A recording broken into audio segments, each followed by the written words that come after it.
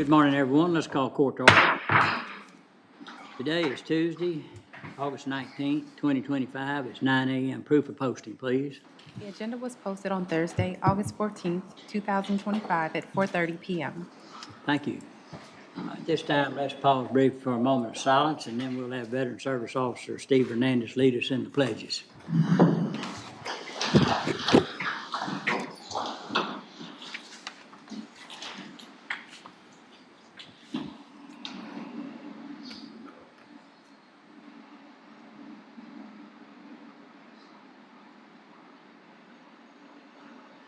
Please come with the pledge. The United States of America, and to the republic for which it stands, one nation, under God, indivisible, with liberty and justice for all. Honor the Texas flag. I pledge allegiance to thee, Texas, God, one and indivisible.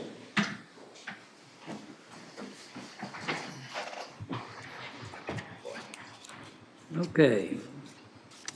All right, at this time, if there's any members of the public that are in the audience that want to speak to the court on business matters, please do so at this time.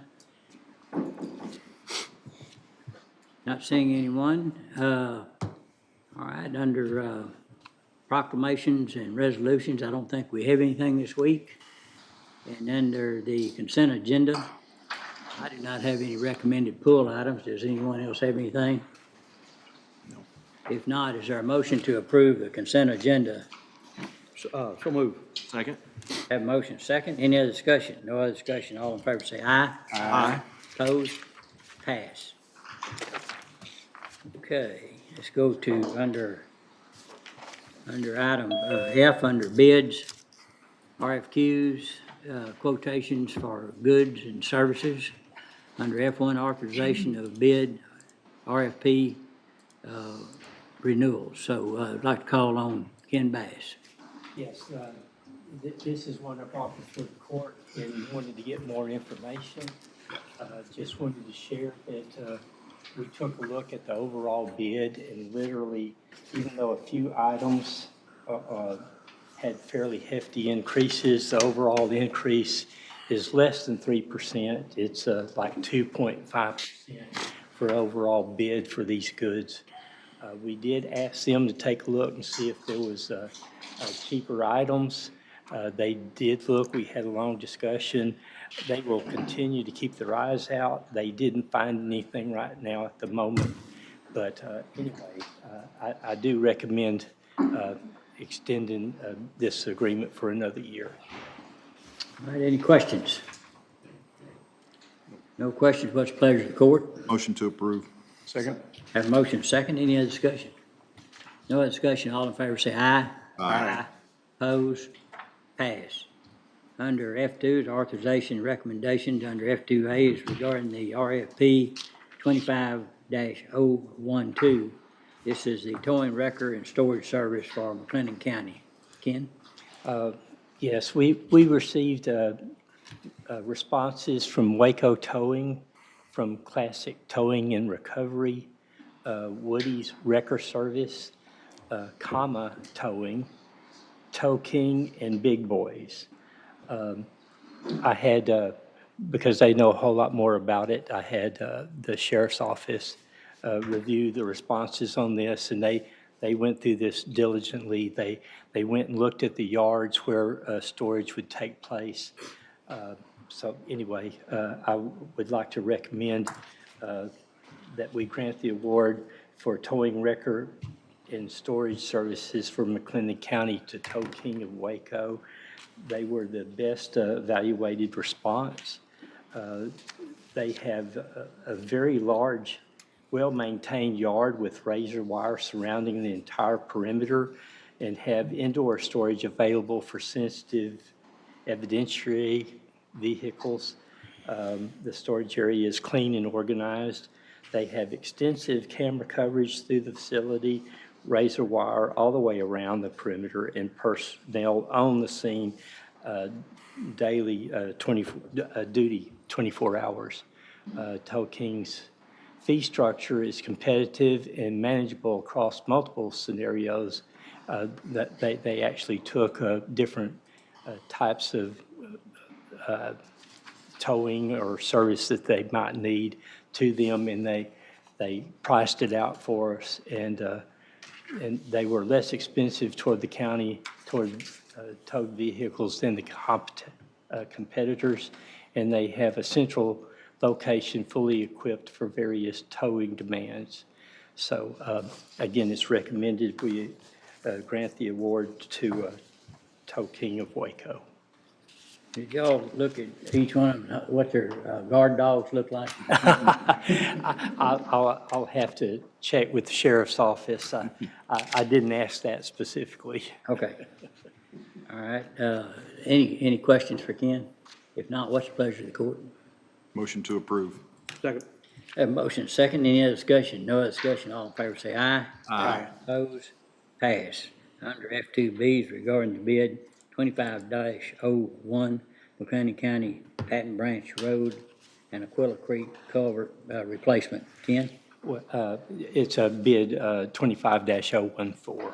Oh, thank you. Yeah, I'm sorry, sure. And we received two responses, one from Knife River, one for PMCO. We evaluated their bids and actually have a recommendation from BGE, the engineer Clark Gower, and it's recommended we grant the award for the McLennan County Patton Branch Road and Aquila Creek culvert replacement to Knife River for the sum of $697,180. Knife River was the low bid. Okay. All right, any questions? If not, is there a motion to approve? So moved. Second. Have a motion, second, any other discussion? No other discussion, all in favor say aye. Aye. Opposed? Pass. Under items G is contract interlocal agreements and memorandums of understanding. Under G1s regarding the agreement for services with Millard Real Estate Advisors. This is regarding the Patton Ranch Road Bridge project. So, Amy, I think you're up. Good morning. This is just for acquisition of property from local property owners adjacent to the bridge project. So we had Mr. Millard get us all of the property that we needed so that we could do this reconstruction. And then the second one, G1B for Bullhead Creek, is same. Okay, any questions on those? Yeah, what's the pleasure of the court? Motion to approve G1A and G1B. Second. Have a motion, second, any other discussion? No other discussion, all in favor say aye. Aye. Opposed, pass. Have a question.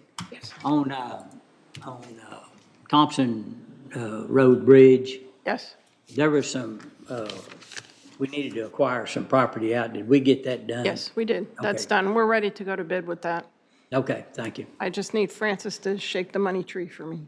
Okay. All right, thank you. Yep. Under G2 is reauthorization of interlocal cooperation agreement with Bosqueville Independent School District. This is a school resource officer program, call on Major Ives.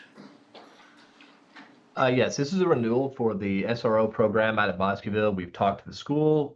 We've been doing this for several years now, and they want to continue with this program, and we do as well. So we asked for the court to approve this renewal for this SRO for Bosqueville. All right, good. I'd make a motion, we approve that. Second. Motion made and second. Any other discussion? No other discussion, all in favor say aye. Aye. Opposed, pass. Under G3 is authorization of local cooperation agreement with the city of Hallsburg. Dustin? Yes, sir, and Commissioner Wilson may have something to add to this, but this is just a renewal of our agreement with Hallsburg for the shredding of roads that approach Trading House Lake. So Commissioner, anything you'd like to add? Yeah, it's just a great way to lend a hand out to a small community city that needs help, and they are always, we did a little road work for them also too here recently, it turned out fantastic. So I do recommend this Motion? motion. Second. All right, that motion second, any other discussion? No other discussion, all in favor say aye. Aye. Opposed, passed. G4, authorization of First Amendment to parking lot lease with GE Walker and Associates. Dustin? Yes, sir. So this is a renewal of our agreement with Jed Walker for parking by the sheriff's office. Rent is $1,000 a month for those spaces. This will extend that term of the lease for an additional 2 years through July 31st, 2027. All right, any questions? Motion to approve. Second. All right, that motion second, any other discussion? No other discussion, all in favor say aye. Aye. Opposed, passed. G5, regarding a solutions agreement with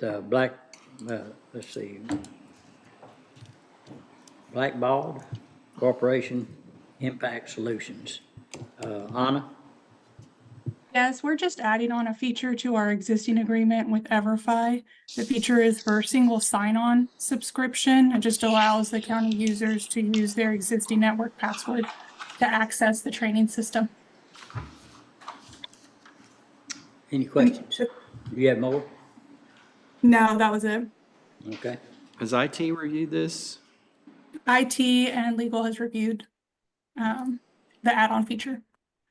All right. Motion to approve the order form with EverFi. Second. Have a motion second, any other discussion? No other discussion, all in favor say aye. Aye. Opposed, pass. Under G6, authorization of reservation agreement with Chick-fil-A food truck for McLennan County's 175th anniversary celebration event. Dustin? Yes, sir. So as we discussed a couple weeks ago, we'll be celebrating the county's 175th anniversary on September the 2nd. We had discussed, having a food truck in the records building parking lot for employees and then also one out at the jail. So this is a contract with Chick-fil-A for the provision of that food through the food trucks. It totals $14,590. It's been reviewed and is recommended for approval.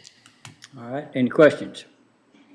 If not, I'll make a motion we approve. Is there a second? Second. Motion made and second. Any other discussion? No other discussion, all in favor say aye. Aye. Opposed, pass. All right, under G7, authorization of master customer agreement and related quote with Motorola Solutions. Major Ives? Yes, this is the cloud storage for the on-prem server that we have that has been having major issues, and this is what IT has recommended that we transition to, and this is just that contract for that cloud storage from that on-prem service that we had here in our local closet. Okay. Any questions? If not, is there a motion to approve? So move. Second. Have a motion second. Any other discussion? No other discussion. All in favor say aye. Aye. Opposed? Passed. Under G8, ratification of master intergovernmental cooperation and purchasing agreement with Equalis Group LLC. Ken?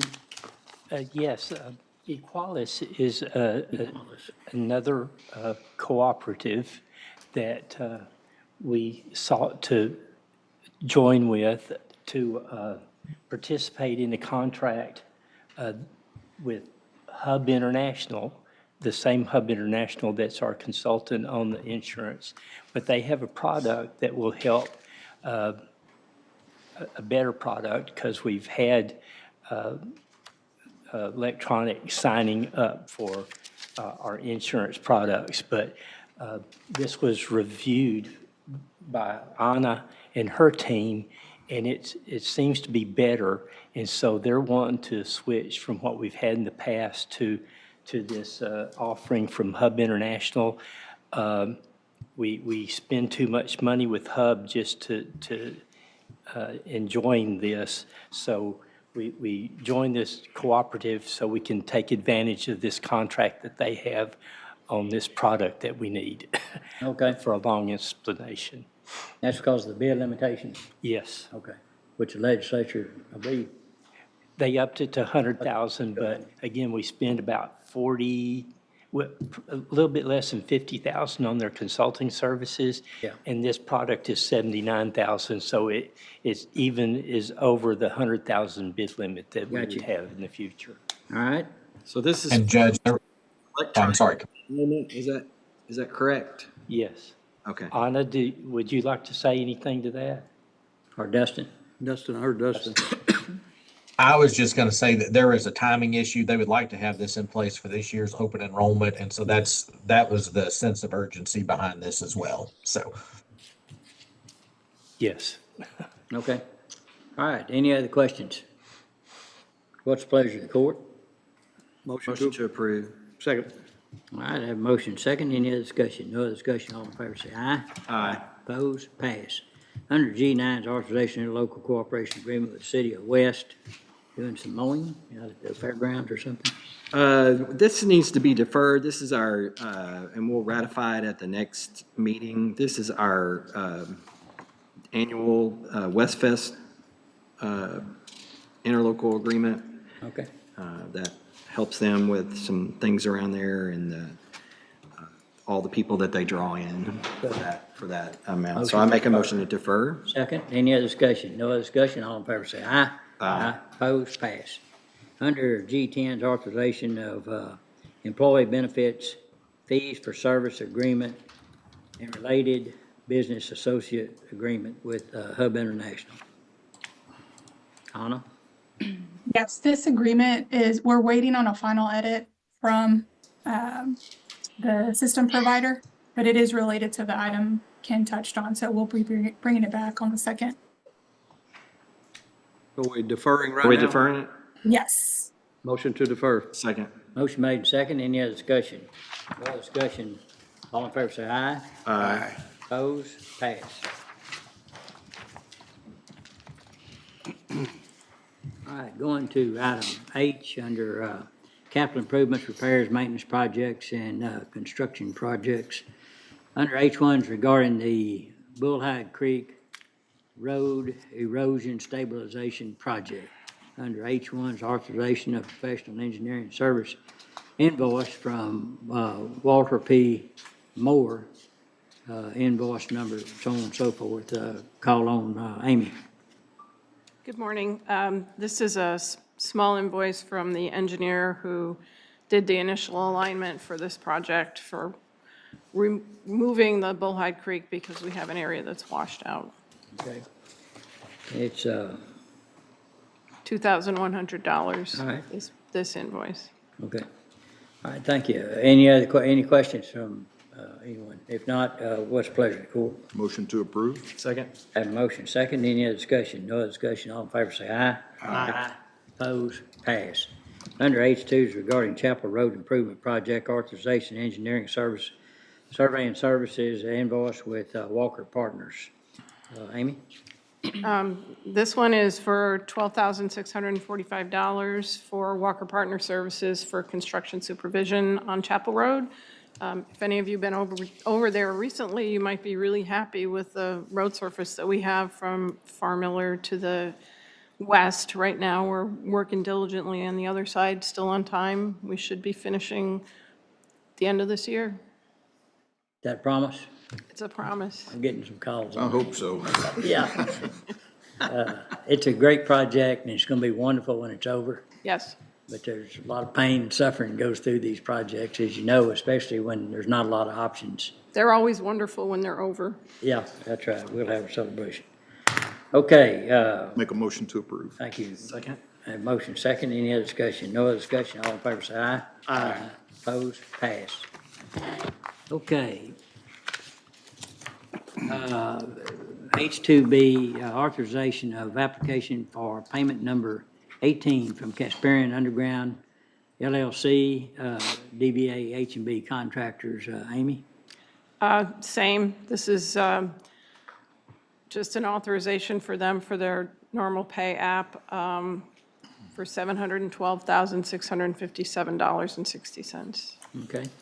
All right. What's the pleasure? Motion to approve. Second. I have motion second. Any other discussion? No other discussion. All in favor say aye. Aye. Opposed? Pass. Under H2C is authorization of work change directive number 1 for Casparian Underground. Amy? So this is a no dollar change, just a change in what they're doing with a water line service at one of the residents' houses.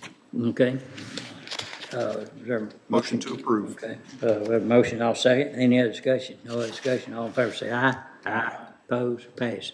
H2D is authorization of work change or directive number 2. Amy? Similar, this is just some minor changes that we're approving them to do for things that they've discovered during the course of construction. They needed to add some extra storm drain pipe and remove some storm drain pipe rather than abandon it in place, so. Motion to approve. Second. Motion made and second. Any discussion? No discussion, all in favor say aye. Aye. Opposed, pass. H2, authorization of professional service invoice with Langerman Engineering. $4,908 for the testing out on Chapel Road. Chapel Road, okay. Motion to approve. Second. All right, motion second. Any other discussion? No other discussion, all in favor say aye. Aye. Opposed, pass. H3, regarding the Old Springfield Road Water Line Improvement Project. Amy? Okay, this one's done. We had our final walkthrough, so it's complete. This invoice is just a small invoice for Walker Partners, so you may see 1 or 2 more small invoices, but that work is now complete. We're gonna do a ribbon cutting? We can if you want to. This is a great project. This is a great project. Okay, Yeah, this made up for a mistake made a long time ago. right. And so, I'm glad to see this is all done. If I'm thinking that that's the right project. Yes, you are. Okay, yeah. I'll make a motion we approve. Second. Have a motion second. Any other discussion? No other discussion, all in favor say aye. Aye. Opposed? Pass. All right, that was a project Commissioner Miller Yes. pushed hard for and trying to get it. All right, under H4 is regarding the South Old Bruceville Road and tributary to Panther Creek Culvert Replacement Project. Under H4 is authorization application for payment number 1 from JH Contracting. Amy? Yep, they're continuing to work on this project. We're getting down to the wire here, so I know the consultant's pushing them to make sure that they make their deadline. So I think they have under 20 days, 20 working days left to get this completed. They gonna make it? I'm not giving you a guarantee on that one. I got you. All right, what's the pleasure of the court? Move to approve. Second. Have a motion and a second. Any other discussion? No other discussion. All in favor say aye. Aye. Opposed? Pass. H4 is authorization application for payment number 2 for JH Contracting. Amy? This is just a second payment. The consultant neglected to send in the first pay app and realized it when they sent the second one in. So we're catching up on those payments for JH. Okay. All right, Motion to approve. Second. have a motion second. Any other discussion? No other discussion. All in favor say aye. Aye. Opposed? Pass. Under H4C is authorization of invoice for, from BGE Incorporated. Amy? This is just BGE's oversight of South Old Bruceville Road, and they're continuing to push the contractor to get the work done. Okay, any questions? Motion to approve. Second. Have a motion second. Any other discussion? No other discussion. All in favor say aye. Aye. Opposed? Pass. Judge, she might have just set a record for the most consecutive agenda items I've ever seen anyone have. Yeah, that's crazy. I've been a little busy. I'd say so. Wasn't sure she was gonna be able to consume it as fast as I was I know dishing she it was out to getting. her. But I think that speaks to what's being done all over the county. Yeah, there's Amount of work being done. Yep. Thank you. Thank you. All right, under H4, 5, regarding Justice Peace, Precinct 5 Office Addition, fee proposal from CP and Y. Ken? Yes, this is their invoice for work done on the JP5 building from May 31, 2025 to July 4th, 2025, in the amount of $1,949.45. Just finish it, or? No. Okay. Yeah, it's just starting. All right, what's the pleasure, court? Move to approve. Second? Motion second, any other discussion? No other discussion, all in favor say aye. Aye. Aye, opposed, pass. Under I is budget and budget amendments. Under I1 regarding the FY '25 budget. I'll go through those first. So starting with I-1A, this is a certification of revenue for proceeds from an interlocal agreement with the City of Lacey Lakeview in the amount of $119,549. So we're certifying those proceeds as revenue not included in the budget, and then there's a budget amendment attached. The request is Road and Bridge, from Road and Bridge 3, requesting to move that same increase the road construction materials line by that same amount to help with those projects.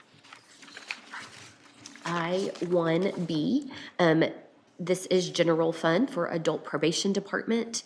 This is in regards to a project that you had already approved, an IT-related project that you'd already approved earlier in July this summer, but we are just reclassing those budgeted funds into the correct department and line item. After it came to fruition, we realized it really should have been in a different department, different line. So that is just replacing or reclassing that budget from software and IT into furniture and equipment and adult probation. I-1C, this is general fund Commissioners Court. This is just moving a very small amount from software licensing in the Judges Department into Commissioners Court. And this is just to cover the portion of the Zoom license that office, those, or both of these offices share.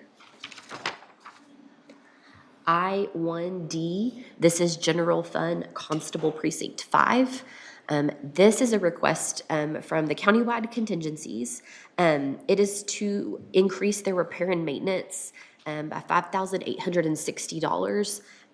There is a detail of that attached, and that is to repair the vehicle that they have. It is a Crown Victoria that you had transferred, I believe, last year to their department to utilize.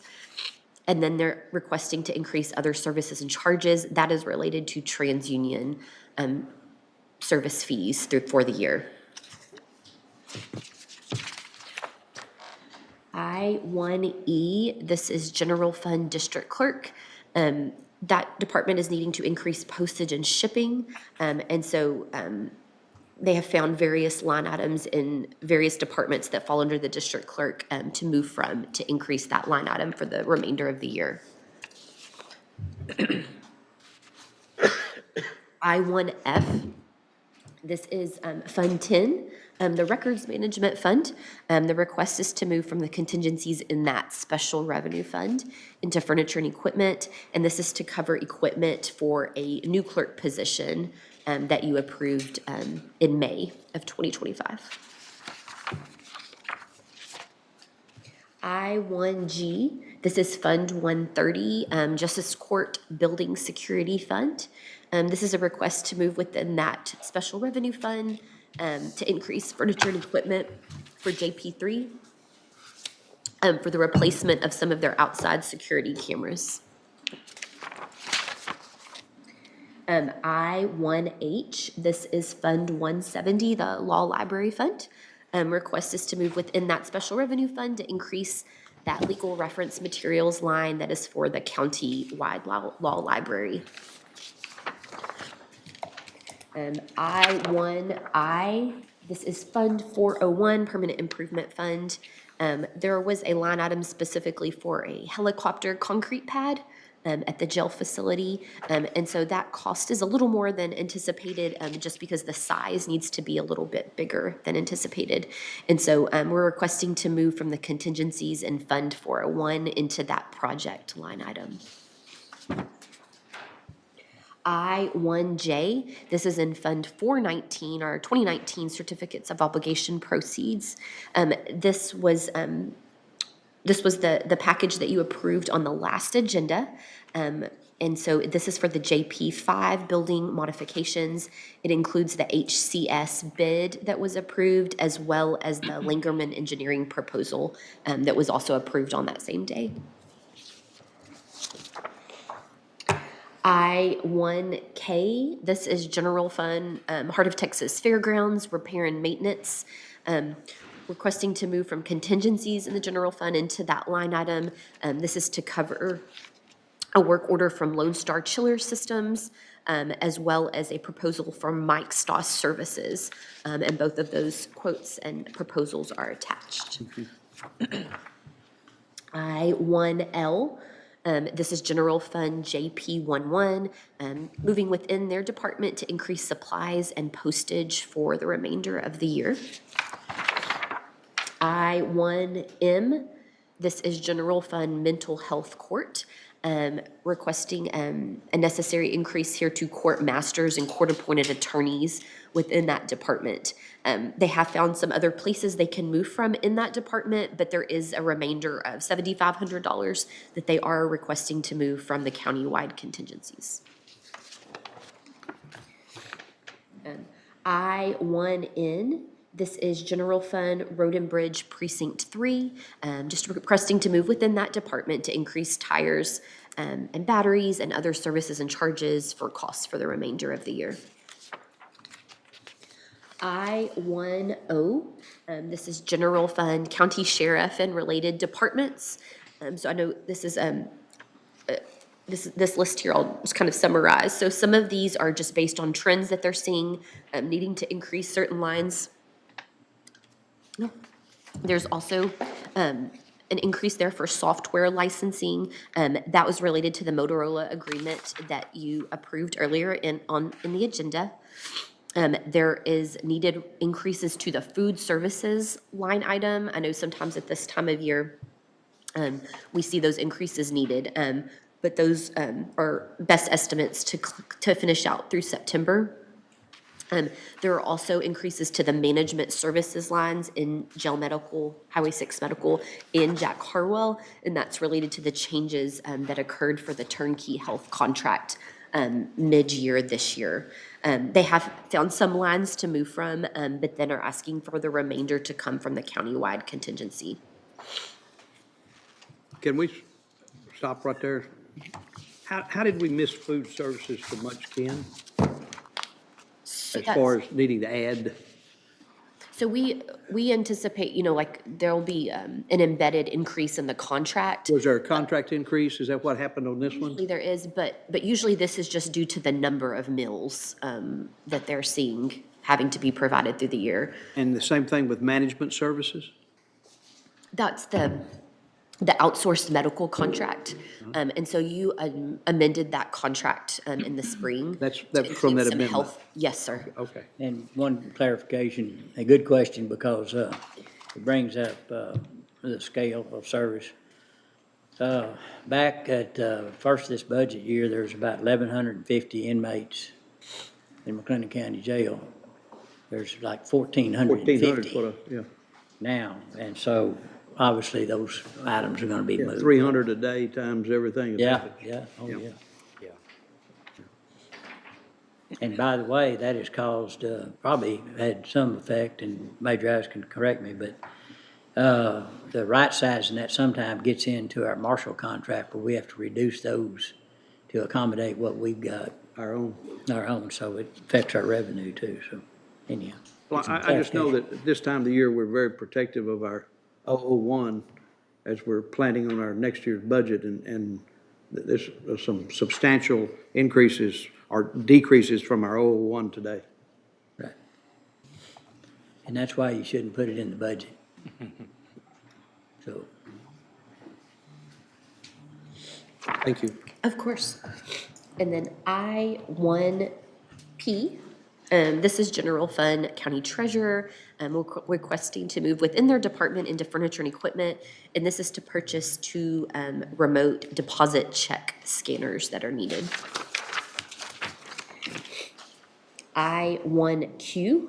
This is General Fund Road and Bridge 2, and the request is to move within that department into several lines there to complete, or to cover cost to complete the fiscal year. And so that completes the 2025 budget Okay. amendments. All right, so that would be I-1A down to, I1Q. run out of letters. I1Q. We are. Q. Okay, any questions on those? Not what's pleasure, court? Motion to approve. Second? All right, I have a motion second, any other discussion? No other discussion, all in favor say aye. Aye. Opposed, pass.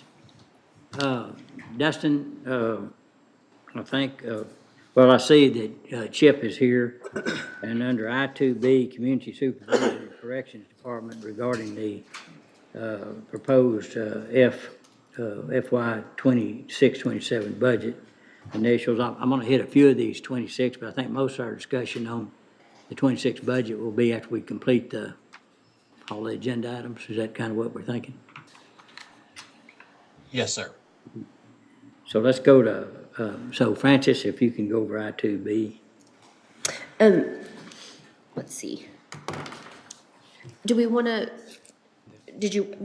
we still needed to do I1R? Or, We'll skip all the Rs. Oh, I'm sorry. no, good. We can do that. Go ahead. Finish those. Okay, Judge, I'll knock those out. So I1R is authorization of Texas Association of Counties claim deductible invoices. I1R1 is for a claim associated with Kyle Nielsen. That's a law enforcement claim. It totals $770. I1R2 is an invoice associated with John Montgomery. This is a claim that has been dismissed. It totals $1,448.50. And then I1R3 is a claim associated with Brian Parr, another law enforcement claim totaling $467.50. All three are recommended for approval. All right, any questions? I'll make a motion, we approve those. Second. Motion made and second, any other discussion? No other discussion, all in favor say aye. Aye. Opposed? Pass.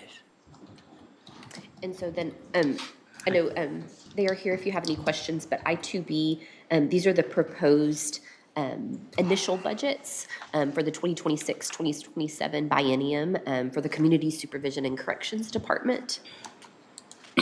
So you'll see there the list of each program and then those total budget amounts, those there in your agenda notes. So, Chip, is that, Yes, sir. You have to record our state budgets. Right. With Commissioners Court as a first step, and then okay, Board of Judges will meet, and then get approved by the state. okay. All right, I'll make a motion, we approve this. Second. Have a motion second, any other discussion? No other discussion, all in favor say aye. Aye. Opposed? Pass. And Dustin, I think Jared had several items. Yes, sir. So if we could go down to item M2A, we'll start there. M2 is regarding the voter registration and election management system.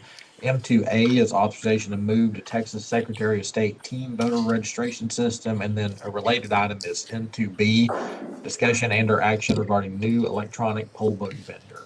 Jared? Yeah, so the first item, we're talking about moving away from Votex VMAX voter registration system that we're currently on. We're going to be moving over to the state's system, which is called TEAM. Reason for this is Votech is having some financial difficulties. I'm seriously concerned about how long they're going to be staying in business, and we need to move away from them. And so moving to TEAM is going to be the best bet for us, at least in the current time frame. This move is not going to cost us anything. Votech, we have a contract with them through the end of September. So what I'm doing right now is I'm working with the state to get all of our voter registration up to date, make sure that it's all good to go on the statewide database, and then that's what we're going to be using going forward. If you have any questions for me about that, let me know. I think it'd probably be a good idea to just, at least take a record vote on it saying that, yeah, this is what we're doing. We understand that this is what we're doing. Agree. Any questions? Yeah, Jared, one quick question. Yes. how many counties are using the team system? Are you aware? I don't know the exact number. I know that it is a lot. We're not going to be the only ones. Williamson County, Travis County, Hayes County, they're all on the team system. I believe Bear County is moving to them as well. Bell County, they have VOTEC as well. I'm not sure if they're going to wind up moving. I think they're kind of undecided as far as what their decision will be to go forward. But this is not an unusual thing. There are at least half the counties in Texas, I would believe, are on team in some way. Okay, thank you. Well, I guess if it's free and works, why wouldn't you want to use it? Yeah, I mean, and it may be something that we just stay with team. Team doesn't give you all the capabilities that like a third-party vendor gives you. That's why we've stuck with VOTEC. It's been easier to use. I know the state just rolled out a new version of Team. They're still working out some of the kinks on that, but it's going to be the way we have to go.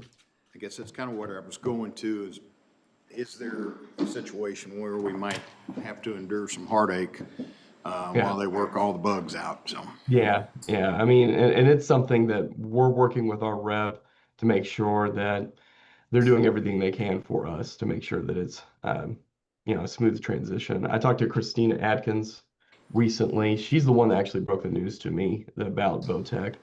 And she's guaranteed that they can accommodate us and any other county that may be going through this situation.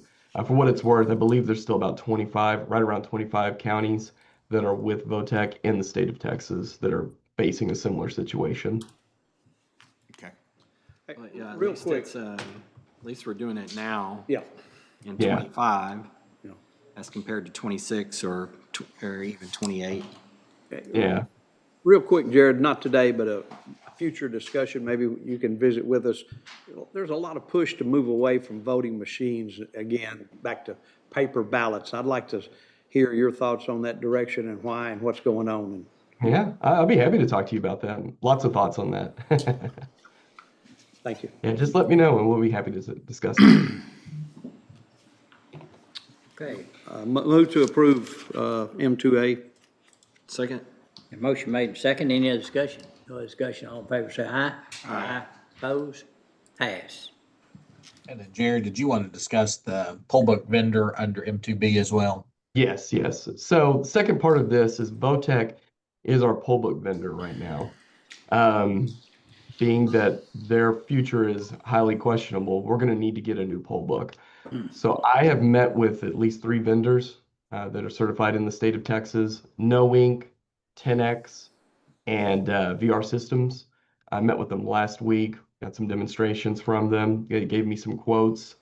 I'm going to be going actually to another election conference later this week, so I'm going to meet with them again to just make sure we nail down and doing the right thing, make sure we get all of our questions answered. And we'll be needing to purchase new poll books ASAP. I'm hoping we can maybe get this done next week, in fact, so that we can get the equipment in and ready to go for the November election. Estimated cost. The cost? Yes, So sir. yeah, it's going to cost somewhere between $90,000 and $100,000. That's the quotes. And As far as all, funding for this, what I have is I have about $54,000 in state funding from Chapter 19 that I can use on this. I also applied for that HAVA grant about a month ago. That's about $52,000, excuse me, that we can use on these poll books. And that's what I'm looking at using. The HAVA grant, they still haven't approved it. They were supposed to have that approved at the beginning of August. I spoke with the state officials last week. They're saying they should have that HAVA grant approved for everybody, hopefully by the end of this week. And if it's not approved at the end of this week, if we make the purchase, they said that those funds can be retroactively used to reimburse a purchase like this because it's an unbudgeted item.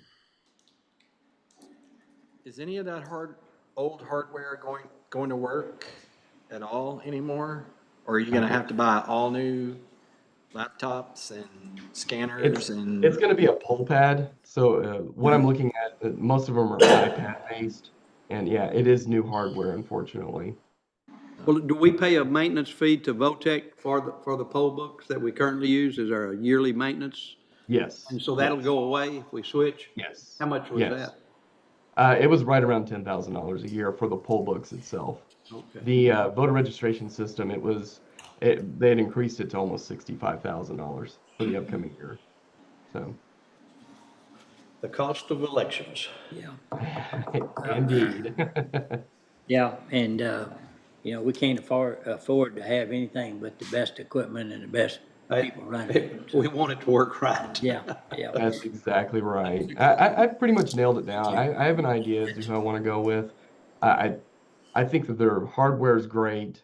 The software is going to be super easy to use. It should be easy for our poll workers to learn.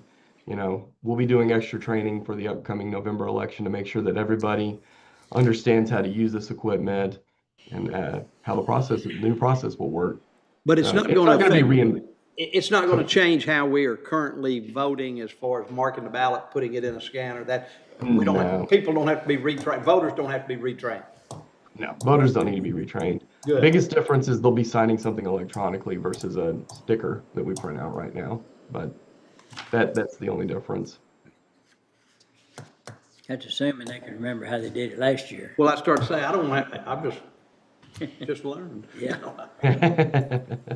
Okay. Then, you know, of course, the other wish is always have, you know, one's better and one's faster.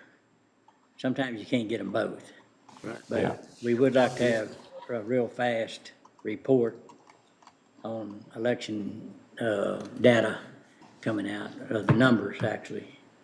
Well, this won't affect the turnout results because that's all on the voting system itself. Yeah, I'm talking about people, when you go up there, I mean, Oh, you mean the lines? the lines. I was talking about getting the results. Yeah, now the results, I yeah. agree with you too, that's. At seven, at I want the 7:10, results. I want people the start results. calling, why in the hell can't Yeah, we get exactly. the results? Why can't we get that done? I'm just quoting them, but, Yeah, I understand. I mean- Yeah, it's a whole process on election night, and you know the laws are getting more complicated, and they don't make it any easier. That's for yeah, sure. I understand that. Well, we see that every day. Are you asking for a decision today on this? Is there something that we need to, says action needed decision in Commissioners Court, but you're not sure which you're going to use yet? What needs to Not happen? today. No, I really wanted to bring this to your attention because it's something that we are going to need to do very quickly. I'm hoping next week we can make a decision. All that's going to need to be done is like approval of the purchase. It's not quite the same as like when we purchased voting equipment a couple years back. It doesn't have to have SOS approval. The equipment itself is approved by SOS already. It's just more of you're approving that we're making this purchase kind of thing. Okay, so Dustin, what would be the appropriate action?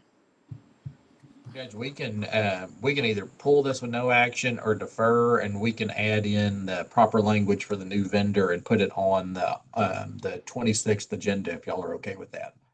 Yeah, that or a motion for recording purposes, I guess. Yes, sir.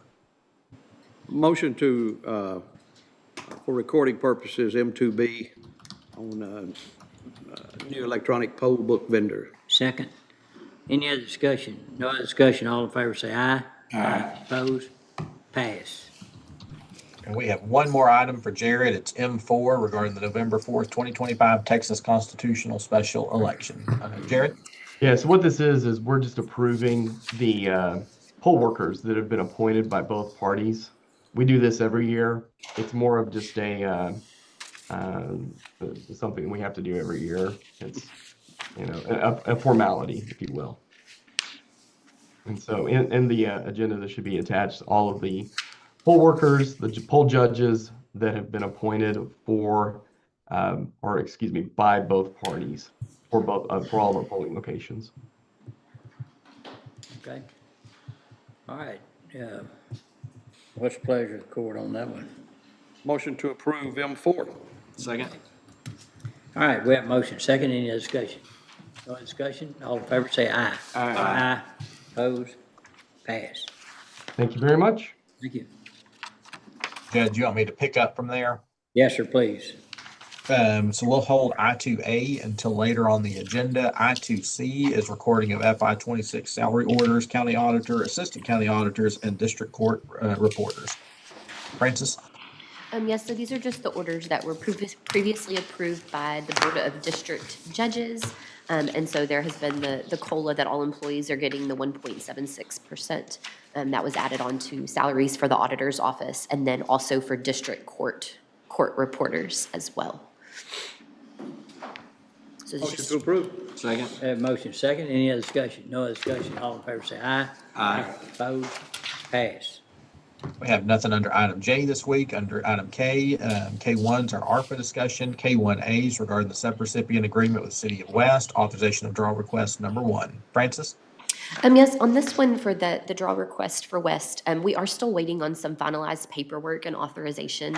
But I think if you all want to approve it today, pending us receiving those final verifications, and then we will get the check released as soon as we receive that documentation. Motion to approve pending final verification. Second. All right, have motion second, any other discussion? No other discussion, all in favor say aye. Aye. Opposed? Pass. K1B is regarding the subrecipient agreement with City of Riesel, authorization of draw request number 6. Francis? So also under ARPA, a draw request for the subrecipient agreement with the City of Riesel. So this has been reviewed and recommended for payment. Okay, I'll make a motion, we approve. Second. Motion made and second, any other discussion? No other discussion, all in favor say aye. Aye. Opposed? Pass.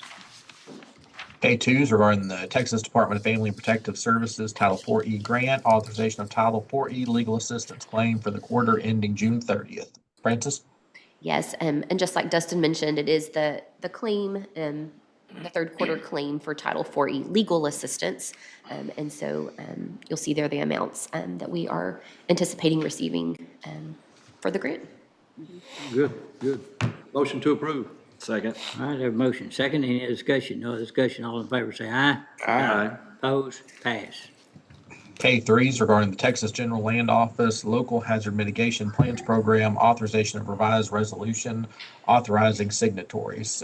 So when we originally applied for this, the grant resolution only had 1 signatory on it, and the GLO is now requesting 2 signatories from the county. So it has been revised to include the county judge and the county auditor. So we just need a motion to approve that revised resolution.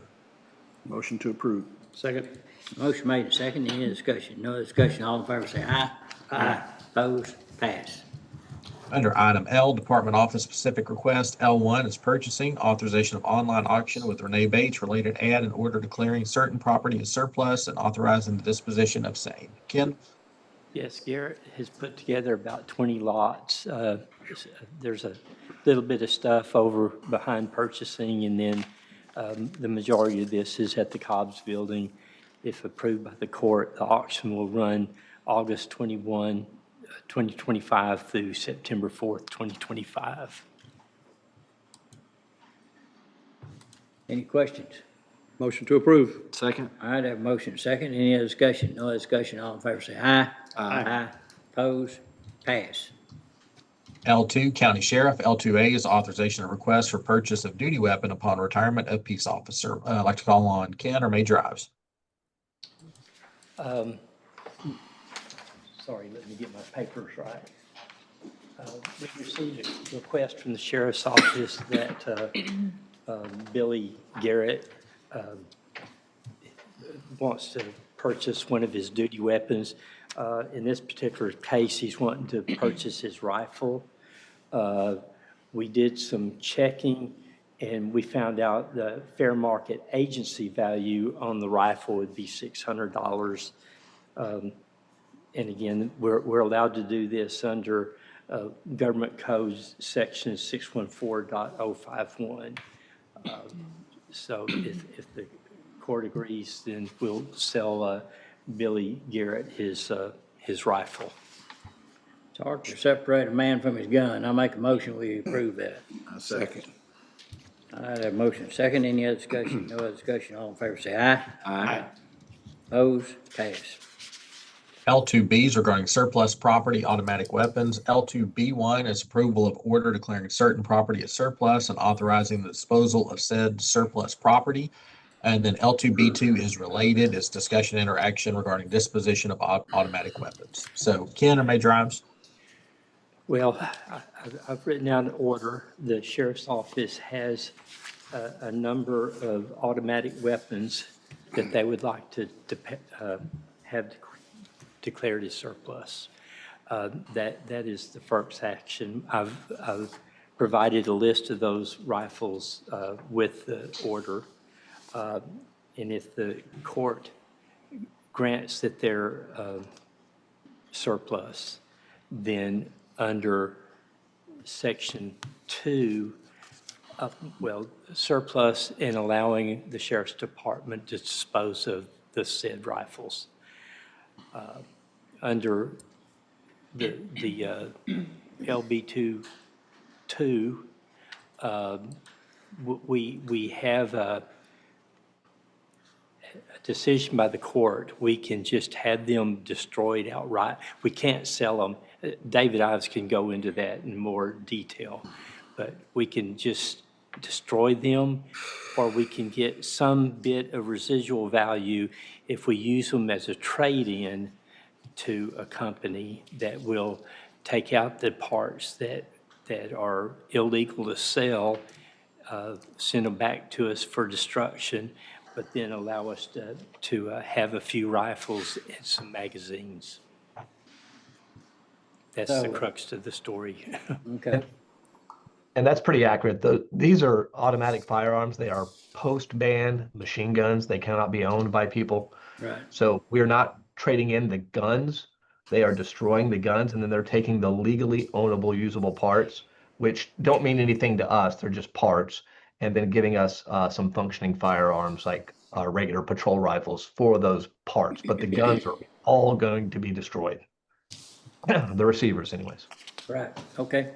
All right, I think I understand that. Do you have a question? David, what are we, with the parts that are being removed, and I assume then they will be resold at market, any liability, is there any danger, any liability that could fall back on us with these staying out there? Or are they perfectly legal parts that are Yeah, they're gonna be legal resellable? Perfectly legal parts. They're uppers, Commissioner. Like some of the uppers have some residual value, and they'll sell those uppers as parts or parts kits.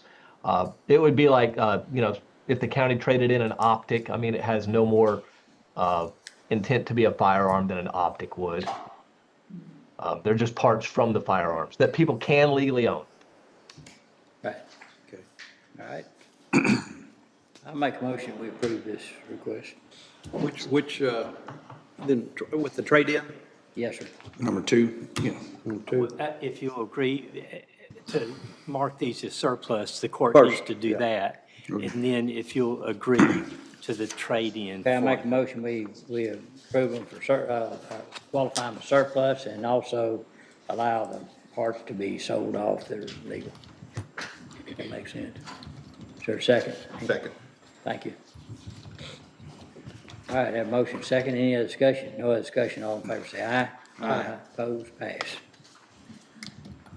Item L3 is Human Resources, authorizations regarding the 2025 Employee Wellness and Lifestyle Expo. Anna? Yes, I have here request to approve this year's Employee Wellness and Lifestyle Expo. This is the event that we host for employees that we use the wellness allowance under our third-party administrative agreement with United Healthcare for. We would like to host it on November 4th. And then the location that we have planned is different this year. We're trying to host it at the AC Marriott Hotel. Still downtown. It's probably like a 9-minute walk, a 2-minute drive. So still very close to downtown county employee sheriff's office and the courthouse. And then we're going to have similar exhibitions and screenings and flu shots again this year. All right, any questions for Anna? Only question I have on parking, we have a large influx of employees that show up at one time, and a lot of them do drive their vehicles. Is there sufficient parking for everyone? Very good question. One of our first questions to the facility and to our planner that assists with us, and they have a parking garage that's adjoining the hotel, so there should be parking. Normally, that's paid parking in that garage. Will they open it up to us? Right, we're working with the hotel to ensure that that's something that can be included in the facility fees we're already paying for the event space. Okay, so they'll get their ticket validated, I guess. I guess so. Yeah. I guess. All right, what's the pleasure of the court? Motion to approve. Second. All right, motion made and second, any discussion? No discussion, all in favor say aye. Aye. Opposed? Pass. Thank you. Moving on to item M, additional items. M1 is discussion, consideration, and appropriate action regarding settlement terms with Purdue, Sandoz, and 3 Alvagen, and authorizing the county judge or other authorized officials to execute the settlement participation documents. So these are additional settlements connected with opioid litigation. They are similar to the previous settlements with Johnson & Johnson, Teva, CVS, Walgreens, et cetera. As I mentioned, it's Purdue, Sandoz, and Alvagen are the 3. Herb has reviewed these. They are recommended for approval. Herb is out of the office. These do have a fairly quick turnaround. Some are due at the end of September, some are early October, but preference is to go ahead and approve these if the court is agreeable. So if so, we would just need a motion to approve the participation and authorize the county judge or designee to enter into the additional settlements. We're really not involved in the negotiation of the settlement, that's with the higher courts, and then we just agreed to accept the settlement or not take it at all, and I think we'd want the money. Definitely. So I'd make a motion, we approve this request. Second. All right, have motion second. Any other action? No other action. All in favor say aye. Aye. Opposed? Pass. Moving down to item M3, Texas Association of Counties Risk Management Pool, authorization of liability coverage renewal. This is on public officials, liability, law enforcement, general liability, auto liability, privacy or security event liability, and expense and auto physical damage. So we have included the info in the package, which shows this year's contribution, which is $783,343, is an increase over last year's, which was $658,185. A large reason for that is they broke out the private or security event expense coverage. That is essentially their cyber coverage. We are eligible for $1 million in coverage there due to our essentially our the standards we have at the county for cyber coverage. So this has been reviewed and is recommended for approval. All right, any questions? What is our deductible on cyber coverage? Does it have, it doesn't have is there a deductible on it? I'm looking, Commissioner. 10,000. Yeah, there it is, I think. I believe that's right. Deductible per covered event, privacy, security event, liability expense, 10,000. I was just curious. Okay. Yes, sir. All right. Okay. Motion to approve, Judge. All right, is there a second? Second. Motion made and second. Any other discussion? No other discussion. All in favor say aye. Aye. Opposed? Pass. All right, we'll hold M5. Chris should be with us shortly. M6 is authorization of amendment to McLennan County Employee Policy Guide, Section 7.11, recording time worked. Anna?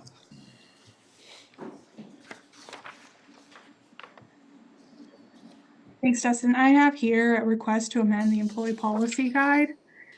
This is just to include another exception for exempt employees, requiring them to record or report hourly work time on their timesheet. We had one already in existence for family medical leave purposes, and we're just adding an additional exemption, asking exempt employees who are actively campaigning for elected office to record their work time on an hourly basis, just to ensure that campaigning is not being conducted on county work time. And the policy has been reviewed by Dustin and Legal. Answered my question right there. Motion to approve. Second.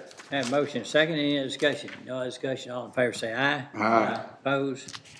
Pass. Thank you. Justin, M7. go ahead. No, go ahead, Judge, I'm sorry. Well, Chris Collins is here. Did you want to finish up all the items under him, and then go to Chris and then break, or?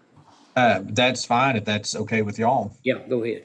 Okay, so M7 is approval of order accepting donations for the 2025 North and East County Judge and Commissioner Association Conference. This is a donation of $500 from Tyler Technologies, and we just need to accept that donation.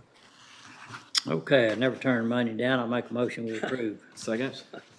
Have a motion second. Any discussion? No other discussion. All in favor say aye. Aye. Opposed? Pass. M8 regarding the Local Provider Participation Fund, the LPPF, authorization of intergovernmental transfer of funds. This is from the Uncompensated Care, the UC program. Heather? Yes, so this is for demonstration year 14. We have a due date of Friday, August 29th, and a settlement date of Tuesday, September 2nd. We're asking to IGT up to the balance in the LPPF on the date of transfer. Do we know the balance in there now? Oh, I knew you were going to ask that. I am pulling it up right now. Trying to get logged in. And whatever it is It's so today. funny. I just emailed Francis about 4 minutes ago and said, what's the balance in case Commissioner Jones asks? And of course, it's making me change my password when I get in here. So the current balance is $3,271,269. And that'll be the same between now and by the deadline, right? So, Yes, mean, I would have to check, but I think we've received all funding for the invoices. Okay. But I can But if double the check on motion that. is general, Yeah. if the That's motion fine. is general, then. And I was just doing that for Yeah, information purpose, information, okay. not any specific Okay. to my motion. All right, yeah, So well, the motion to approve up to the balance in the LPPF account on the day of the IGT. I think that. I'll second that. Any other discussion? No other discussion? All in favor say aye. Aye. Opposed? Pass. Thank you. M9 is discussion and or action regarding the Texas Association of Counties Risk Management Pool 2025 Employee Safety Equipment Programs. M9A is the law enforcement piece, and M9B is the road and bridge piece. Under the law enforcement piece, totals $11,332.17. Sheriff's Office last year did not participate in the program, feeling that it would benefit the Constable's Office more. Sheriff's Office is in agreement with doing that same thing this year. And have offered to do so. Last year, an amount was calculated as a percentage based on the number of employees in the office. And so that's the recommendation moving forward for this year on the law enforcement piece. And then under road and bridge, it's that same amount of $11,332.17. And in the past, Chrissy has helped kind of manage this program. So I think that would be the hope again this year. And she has volunteered to do that again, Dustin. Very good. Thank you. She's aware of that, right? Voluntold. Yeah, she is now. She told me, she did tell me she would be willing to do that. I trust, but you might verify that. Coming from me, sure. Okay, so Motion to approve M9A and M9B in regards to the Texas Association of Counties Risk Management Pool 2025 Employee Safety Equipment Programs. okay, Second. all right, motion second. Any discussion? No other discussion. All in favor say aye. Aye. Opposed? Pass. M10 is discussion and or action regarding Texas Department of Motor Vehicles 2026 local optional fees as per Chapter 502 of the Texas Transportation Code. And we had a hard time actually locating this information this year. And then once we did find it, had a hard time accessing the PDF. But essentially, we are at the maximum of both M10A, which is the county road and bridge fee, and M10B, which is the child safety fee. So we're at the max of both of those. So essentially, the court can either choose to make no changes or can choose to decrease those fees. And previously, the court has opted to make no changes to those fees. Any questions? All right. Is there a motion to approve? or- Motion for no change in the fees. Right. Second. Have a motion second. Any other discussion? No other discussion. All in favor say aye. Aye. Opposed? Pass. Under item O, McLennan County Downtown Jail remodel, we have nothing under O1. Under item O2 regarding McLennan County downtown jail remodel, professional services agreement with Langerman Engineering, authorization of invoice. This invoice totals $7,485, and it is for construction materials testing services and is recommended for approval. All right, any questions? If not, I'll make a motion we approve. Second. Have a motion second, any other discussion? No discussion, all in favor say aye. Aye. Opposed, pass. All right, then we've got two items for Chris. M5 is the monthly economic development report for June of 2025. And then under item P, the Waco-McLennan County Economic Development Corporation, P1s regarding the program project agreement between WEMDEC Graphic Packaging and Waco Industrial Foundation, authorization of payment request from Waco Industrial Foundation. So Chris? Morning. Good morning. Have somebody with me up here, which is unusual. I want to introduce y'all to our new project and research manager, Gil Salinas. Gil just joined us. This is his start of his second week with the organization. So Welcome. wanted to come and bring and let him get to meet all of you and learn a little bit more about what we do in economic development. So we have our monthly report for the month of June in your packet. What we're looking at, our economic development reports, we're having a really strong year in attraction inquiries.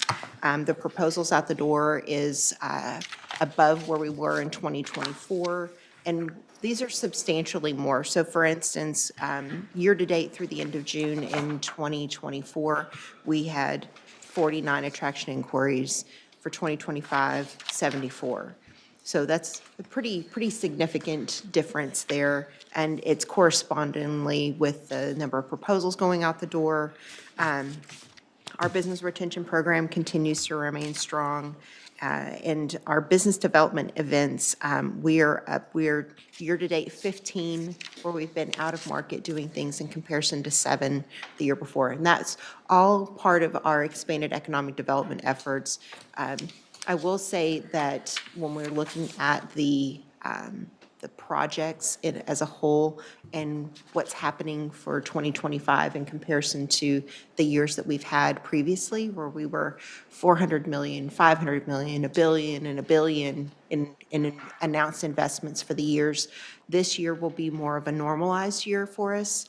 But I think that what we're seeing with the level of interest and the number of visits and whatnot that we've had, a lot of folks are, there's a lot of uncertainty in the market right now. And a lot of these companies are just waiting for things to stabilize a little bit so that they know what the rules are going to be that they need to play by, how they adjust and adapt to changes at the federal and the international levels, so that they can adjust their business models to accommodate for those things. But they are all anticipating that that's going to happen sooner than later. And so I anticipate that we're going to have another heavy year of investment rolling into 2026, but 2025 will still be a strong year. We'll be close to about a $200 million year, which is nothing to be upset about, but it just won't be at that same billion-plus dollar level that we've been the past couple of years. So I just want to managing expectations about where we're going to be for this year and what's on the horizon for next year, but still a lot of interest both domestically and internationally in our marketplace. We look at some of the other things that we're working on. Our workforce and talent program continues to be really strong. They wrapped up their teacher externship program for in the end of June, early part of July. They were able to offer more externships than they did last year. We've received a higher level. The Chambers Foundation that helps fund and support those externships has received increased funding support from various foundations outside the local market that they've applied to. We've been able to offer more internships to students locally as well, where there were about a dozen last year. That number was well over 60 that they provided internship opportunities for this summer, and it's going to continue to grow. The whole idea is that we're seeking dollars from outside the community to come in and help support these initiatives. And we're working on expanding the number of local businesses that are opening their doors in the summertime for young people to come in, particularly high school students, because that's a little bit harder than having a college student there. Age can sometimes be a barrier in those conversations, but businesses are open to the conversation. We're going to take advantage of every one of them that will allow a young person to come in and create new opportunities for young students in our community to understand the variety of opportunities, employment opportunities that are available in our marketplace. With that, I would ask if there's any questions about any of our work or. Any questions? Motion to accept M5 for recording purposes. Second. Motion made second. Any other discussion? No other discussion. All in favor say aye. Aye. Opposed? Pass. Do I need, What's the next one? it's our, the Economic Development Corporation. It's P1. So you have, the request for payment today is the first draw request on behalf of the Waco Industrial Foundation. This is a WEDMEC agreement between the Economic Development Corporation, Graphic Packaging International, and the Industrial Foundation. The Industrial Foundation's grant is for reimbursement for a gas line expenses to support the graphic packaging project. The first, that is a multi-phase project. The first phase of that, which is new metering infrastructure, that work has been completed and accepted by Atmos. The original contracted amount for that was $1,327,332. And that's the requested reimbursement number for the Economic Development Corporation today. The county's portion of which is $663,666. And then when the second phase of the gas line work is completed and accepted by Atmos, we'll bring that back for the second and final draw request from the EDC. Any questions on the draw request? All right, I'll make a motion we approve. Second. Motion made and second. Any other discussion? No discussion, all in favor say aye. Aye. Opposed? Pass. Thank y'all. Anything else? So tell us a little bit about yourself. Well, my name is Gilbert Salinas. I'm a brand new member of the team. Very excited to be there. A little bit about my background. I am from Brownsville, Texas. So Where? Brownsville, Texas. Brownsville. Yeah, it's all the way down south. Way south. As opposed to Brownfield, way west. Yeah. And I'm not like, well, I'm familiar with Waco, so I went to school here, so I'm pretty excited to be back. And super. Yeah, excited to be here and learn a lot more about everything that we do. So. Gil's a Baylor grad. Yeah. Excellent. Yes, and he has economic development in his blood. His dad is also an economic developer in South Texas. Wonderful. So these are not foreign experiences for him. He grew up in this world. Yes. Excellent, excellent. Glad to have you. Thanks for hanging around Bet. Central Thank you. Texas. Thanks for being with us. Appreciate it. Look forward to seeing you again. Okay. Thank you very much. Thank y'all. All right, Dustin, unless you have something else, I thought we'd recess for a few minutes.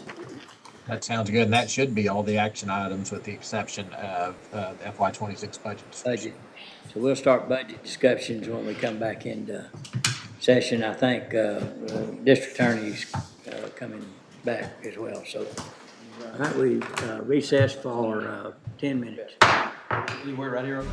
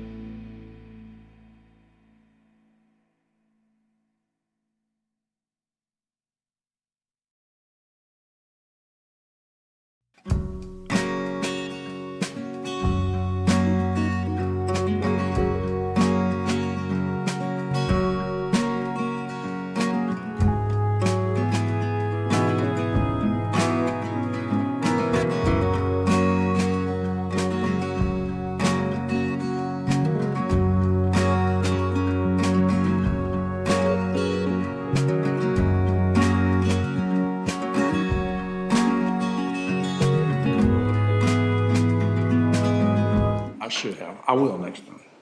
Next time. Okay, let's call court back into session. All right, Francis, I think you had an idea about bringing maybe the DA's office up. Yes, so of course, we'll go back to our summary, continue to revisit where we are, tax rate and budget. But we have Josh Teetons with us, district attorney, and so just to allow him to get back to what he needs to get back to, and we thought we'd go ahead and knock that out first this morning. Thank you. If you want to take it down, pass it around, this is what I'm going to be referencing. I gave an earlier copy to some of you folks. This is the most updated and revised version with some statistics. It's different? It's a little, just a Okay, tad. one back. Just a tad different. Let me see. You're not cooking the books or nothing? Not cooking the books. Not cooking the Take a second books. now, pass it No, around. sir. No, sir. Okay, I'm looking. Ultimately, I am here to make a request. I know in the current proposed budget, there's not an additional assistant district attorney, level 2, included. We had previously requested that and had approval from HR for that position. And I wanted the court to just have some more information and ultimately make that same request again for that position. You'll see from the paper that I supplied you, this is highlighting several things, but most importantly, state jail felonies. And that is what this individual prosecutor is needed to handle. If you look at the numbers, total pending state jail felonies right now are 896. That includes 308 that are in screening. You will also see below that some historical numbers dating back to 2021. State jail felonies are a fairly consistent type of felony offense or offenses that are indicted. Primarily, that is going to be your low-level drug users, methamphetamines most often, and theft cases. If somebody has 2 prior misdemeanor theft cases, on their third, it gets enhanced to a state jail felony. That is the vast majority bulk of the state jail felonies that we deal with in the office. What makes that number challenging for our team, you will see further down, filed misdemeanors. There are 2,978 currently filed and 591 in screening. We have 2 misdemeanor prosecutors out of the 5 in our office that handle these state jail felony cases in addition to their misdemeanor caseload. So in addition to those 3,000 plus misdemeanor cases that they are trying and or screening and or negotiating out, they are also trying to handle the almost 900 state jail felonies. Those are divided primarily into our 2 felony district courts, the 19th and the 54th. But where it becomes imperative and necessary for us to have an additional attorney is our fine district court judges are trying to help us, and we greatly appreciate that help. But by doing so, they are sending these offenses down to the misdemeanor courts. As to remind you all, the misdemeanor judges can hear any felony less than a first-degree felony. And so many of these felonies are going to not only our misdemeanor judges, but our civil district judges as well. Judge Luna has heard several of these cases. Judge Bennett has offered his time, Judge Coley when he was here as well. So it's not uncommon that we may have 5 felony trials going on the same time on a Monday and Tuesday. Additionally, you see some money. We have tried to increase intentionally fines requested and get ordered by the court in these plea bargains that we are moving these cases, as well as jury verdicts. And you will see, I think, a significant difference from the 21 to 22 numbers up from 23 to present. That total fines ordered is 1.2, almost 1.3 million dollars. And we are going to continue to emphasize that with the courts, with the judges, and with defendants, so that we can help, again, defray some of the costs. And if we can have criminals pay, and it's an additional consequence to them being placed on probation, we think that's valid. Finally, on the page, you'll see, again, this was an HR number out of the comparable 8 counties. We have the highest caseload per prosecutor. And I will finally say, if statistics aren't enough, We have an empty and available clerk position open right now that has a value of approximately $44,000 in the budget, and we are willing to forego or return that position to the budget. That is obviously less than the approximately $100,000 for an attorney, but that's $44,000 that we would much rather have an attorney that could be in the court prosecuting a case versus a clerk in the office. Happy to answer any additional questions. Hopefully this is helpful. Hopefully it makes sense. But please, if there's additional information needed, I can keep going and ramble off other statistics or numbers. I will say one other thing, now that I've thought about that. Consistently, the county's growing. It has been for about 1% every year since 2020, so over 5% currently in general population growth. And so, although we are making a significant and dramatic effort with crime reduction and violent crime, you can see again the state jail numbers are highly consistent over the years. And so I don't think that this is a position that will be wasted and certainly not in the near future be unnecessary. You probably listened, because everyone does, so you probably heard what I was saying with regards to this position. So help me with the concept of, the good news was the bad news. Yes. You were telling us how efficient you are. Yes. That you guys are operating at 100 and what percent? 108%. Okay. Was the last official number. And again, congratulations, that's great news. Yes, sir. And crime is somewhat coming down. Yes, sir. Help me overcome those. I would go back towards population. Okay. We are ultimately growing as a community. I think, unfortunately, that will also bleed over into crimes. I also think that there is a concerted effort, certainly with our various local law enforcement agencies and working with them to battle violent crime. That is the number that is most significantly down. However, your misdemeanor offenses, as you can see from these numbers, and the low-level offenses that are state jails, those are going up. And I don't envision those going down. Unfortunately, people are still going to use and abuse methamphetamines. It's just too accessible. And unfortunately, they're still going to be taking misdemeanor level amounts of things from various stores, as you can imagine, primarily Walmart and other establishments of that nature. And so, although, yes, we are seeing a decline overall in criminal offenses, we are being an efficient office, we still have such an incredible volume that this individual in the courtroom, I think, for years to come before we actually see a decrease in the number of cases tried. Okay. Well stated. And we spoke about that too the other day when I visited with them about what's gonna, in 10 years, maybe we won't need this spot, and we might could reduction. I know I know people hate to say that, but it could happen. It could happen, and I would point to the fact that we are willing to reduce the staff by a clerk. Again, it's just imperative to have somebody that's licensed to be physically able to go into multiple courtrooms every day of the week. Would it be hard for you to fill that position? No. No, we are incredibly blessed. We have a very strong relationship with Baylor Law. This summer, we had 24 interns. We had one actually from Harvard Law School. So we have a very good reputation. There's not a month that goes by where I am not sent an application from someone. That is not true across the state. I hear many of my fellow elected district attorneys at conferences complain that they have not only a backlog, but many open and empty positions. As you can imagine, in the bigger cities, Dallas, Houston, we're talking about, I think Harris County has 40 open positions right now.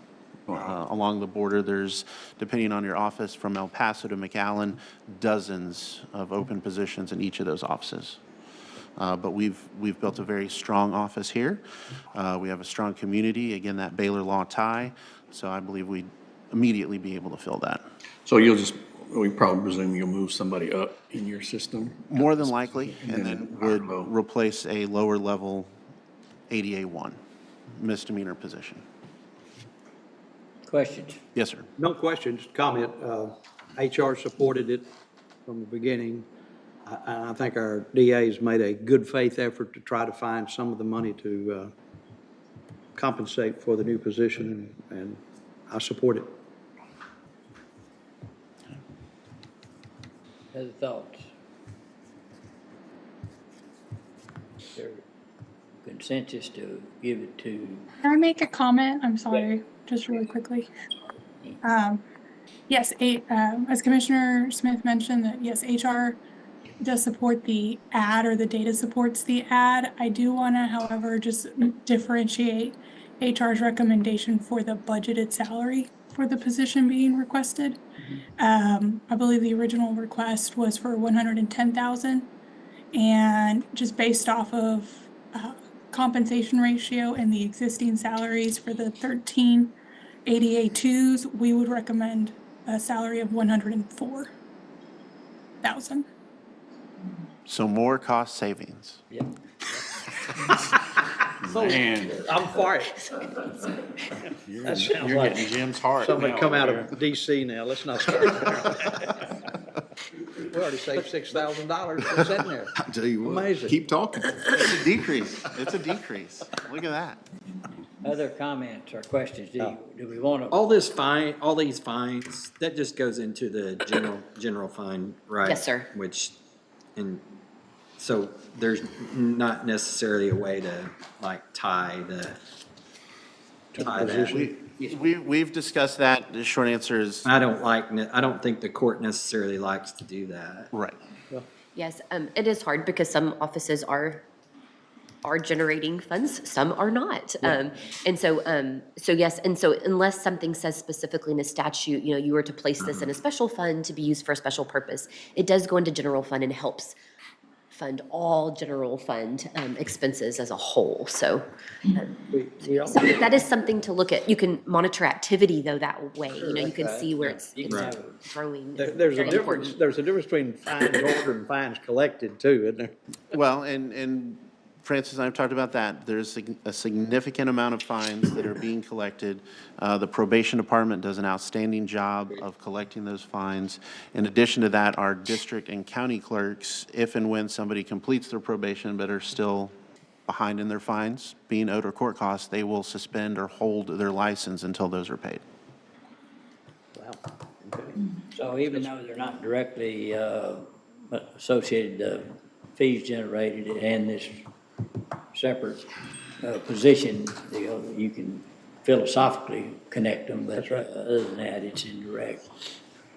And if we choose, you can net out what the difference between his original request was and what it is now, and we can hold it till we have final discussions on the budget and, see if there's that difference, that gap is filled by some other move that we might be able to make. And I will say this, I've been here for 15 years, and I've never seen the DA operate as efficiently as you are. I haven't seen keep staff like you've kept staff. I'll just say your argument is very persuasive. Well, thank you, sir. Well, I think They're working hard. Yeah, great working relationship with the judges in our county, and those judges are doing a great job, and I think that's as close a relationship as I've been in a long time. We'll discuss it further, and all you're leaving here with is some compliments right now, so. But don't be scared to come back Could be with worse. another cut if you have one somewhere. All right. All right. Yes, sir. Yes, Thank sir. you. Thank y'all. Thank you, Judge. Thank you, Judge. If there's questions that come up, we'll get them to him and or call him directly. All right. Thank you. Judge Hensley, would you like to speak? And I want to publicly apologize for not coming by your office yesterday. I'm sorry, That's okay. I should have told Cody so she could remind you that would help. of that. So. Or shock collar, or, Okay, I have one of those. but- ooh. Wish I wouldn't have brought that up. I'm- Bring it. I feel a little bit like the woman in the Bible who kept going back to the judge, and finally he said, "Uncle, just go away." So I'm back here to talk about Vicky's salary, but I also wanted to just address an issue in general on the salaries that, in Vicky's case, I hired her in at the entry level, and at that point, I could have hired her in higher than that, but I didn't because she didn't have legal experience. We're now 8.5 years in. She's been to training 3 or 4 times. She's an experienced, exceptionally good employee, and she's still making the entry level. And we're not going to attract good people if they can't move up at all. And you know, when I was working on my MBA, Harvard studies showed that you lose 18 months of productivity every time you lose an experienced employee. So it doesn't make sense to have unnecessary turnover and have to train somebody new, and that creates the sense that you need more employees because people are not up to speed. They're not operating anywhere near the efficiency that Vicki operates at, or that the rest of my staff does. But like Vicki is $8,000 behind the other clerks in my office. And I've heard the argument, but what about all the other clerks? Well, the reality is my people are processing at least the closest that another court is to us. We are 2 times their volume in new civil cases, which are time-consuming things. We are also still the leader for the 11th year in a row in the number of criminal cases we process. So my people are working at a higher level than the clerks are in the precincts that aren't as populated. And there should be some acknowledgement of that, that these are not widgets. They're not totally interchangeable. So I'm asking for a $4,000 increase for Vicki. And I appreciate that y'all are trying to keep the budget down. And I appreciate that you've authorized another person. From my perspective, I really don't have a place to put another person. I think it might bring as much stress as it relieved to try to add another body where we are. I would much rather forego that 4th clerk for a year or 2, and hopefully we'll be in new space in 2 years or less. That's what I'm still told. And then we would have a place for it. We certainly have the volume to do it, but we're keeping our head above water right now. I would much rather have a raise for Vicki, and if you've got staff in other JP offices who've got more than 3 years' experience, they shouldn't be making the bottom either.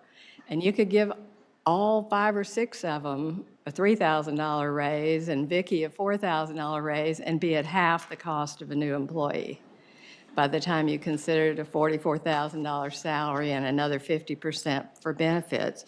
And I will gladly forego that 4th person for a couple of years till we're in new space for this raise. And I would argue that the other JP offices, if they have experienced people, they shouldn't be at the bottom either. So that's my request. Judge, did Vicki qualify for any incentive pay? She did, but I took the incentive pay and I basically gave everybody 2% because all of my staff And that's what's is going to get operating. rid of the incentive pay program.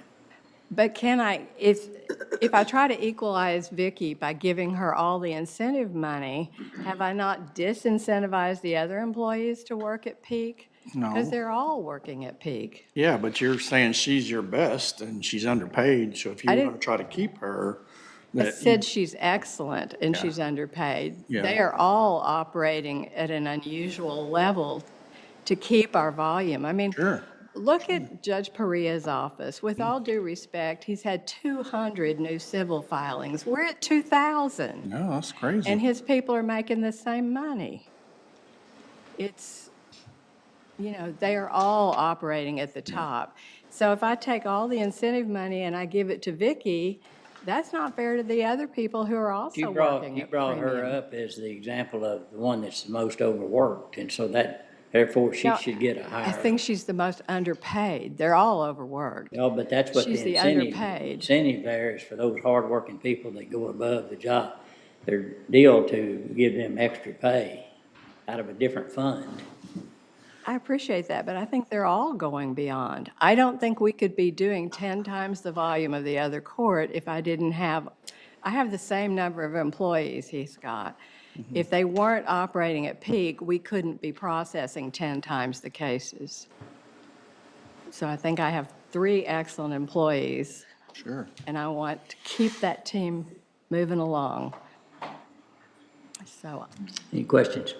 No question, just a comment on my part. I would support the elimination of the new position.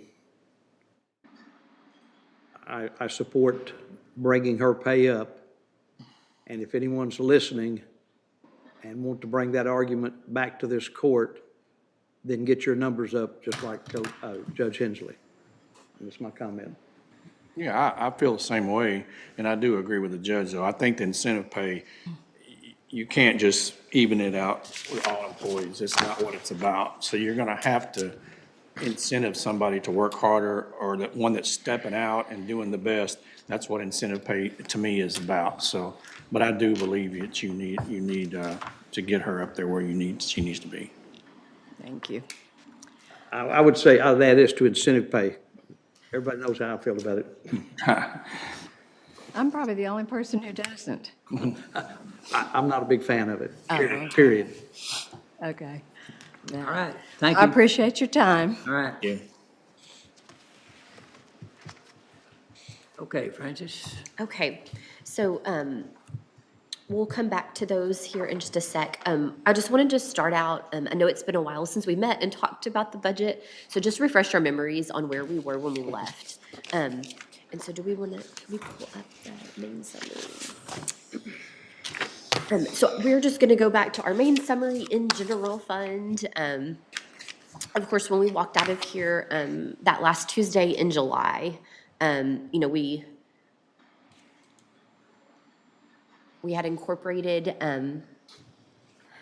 all of the things that we had some consensus on into this budget, and this is what we filed as the proposed budget. As of course you know and remember, you also proposed the tax rate that was 2 cents above our current rate. And so this is where we state, this is where I'm going to tell you, there's been a few adjustments here, and we'll talk through those here in just a sec. But this is just kind of what that looks like right now. And so you'll see there about mid-screen, you'll see that ending fund balance of 48 million. And so that was at 30.4% as a percentage of your operating expenditures. We then talked through, well, we anticipate we will come under budget. So we incorporated a 3% under budget variable. And so then our ending fund balance then comes about 33.4%. And so that's where we left that, left this conversation in July. And so I think now our task at hand today are to talk through, we're going to walk you through a few adjustments that we needed to make to the proposed budget. So we'll talk through those, and then you can talk about the DA and the JP requests that we just heard. Anything before we get into some of those details? So 3% under budget, we actually put it in the budget numbers. So it is just there as a variable to show you, hey, if you do come 3% under, here's where you would most likely land. But the budget is still 100%. Nothing has been. It's not a hard taken. number in the budget. No, sir. No, sir. And so it was just something we had used to to play with that day to say, okay, you know. And what's the average do we come in under budget the last few years? So Well, it's more than 3. It's about 6. Yes, 6% is what we had found on average. And I know you don't like to use that number. I know, I got you. And the fact that we've been squeezing every year, I don't think we can bank on that. We budget different. Yes. Yes, sir. We use that in those numbers, yeah. And so you're always going to have. Really how it ought to be. True. And you're always going to have some outliers each year, things that happen that are unexpected and things that are more one-time in nature. But for the most part, like Commissioner excuse me, Perry was saying, we haven't tried to look at the way we budget and really try to budget on a more realistic level. And so we hope to keep getting that down to closer. And so 3% is conservative, looking at that 6% average, of course. But as we make those changes and, you want people to live within their current budget and not have a lot of increases as costs rise, that'll get harder and harder.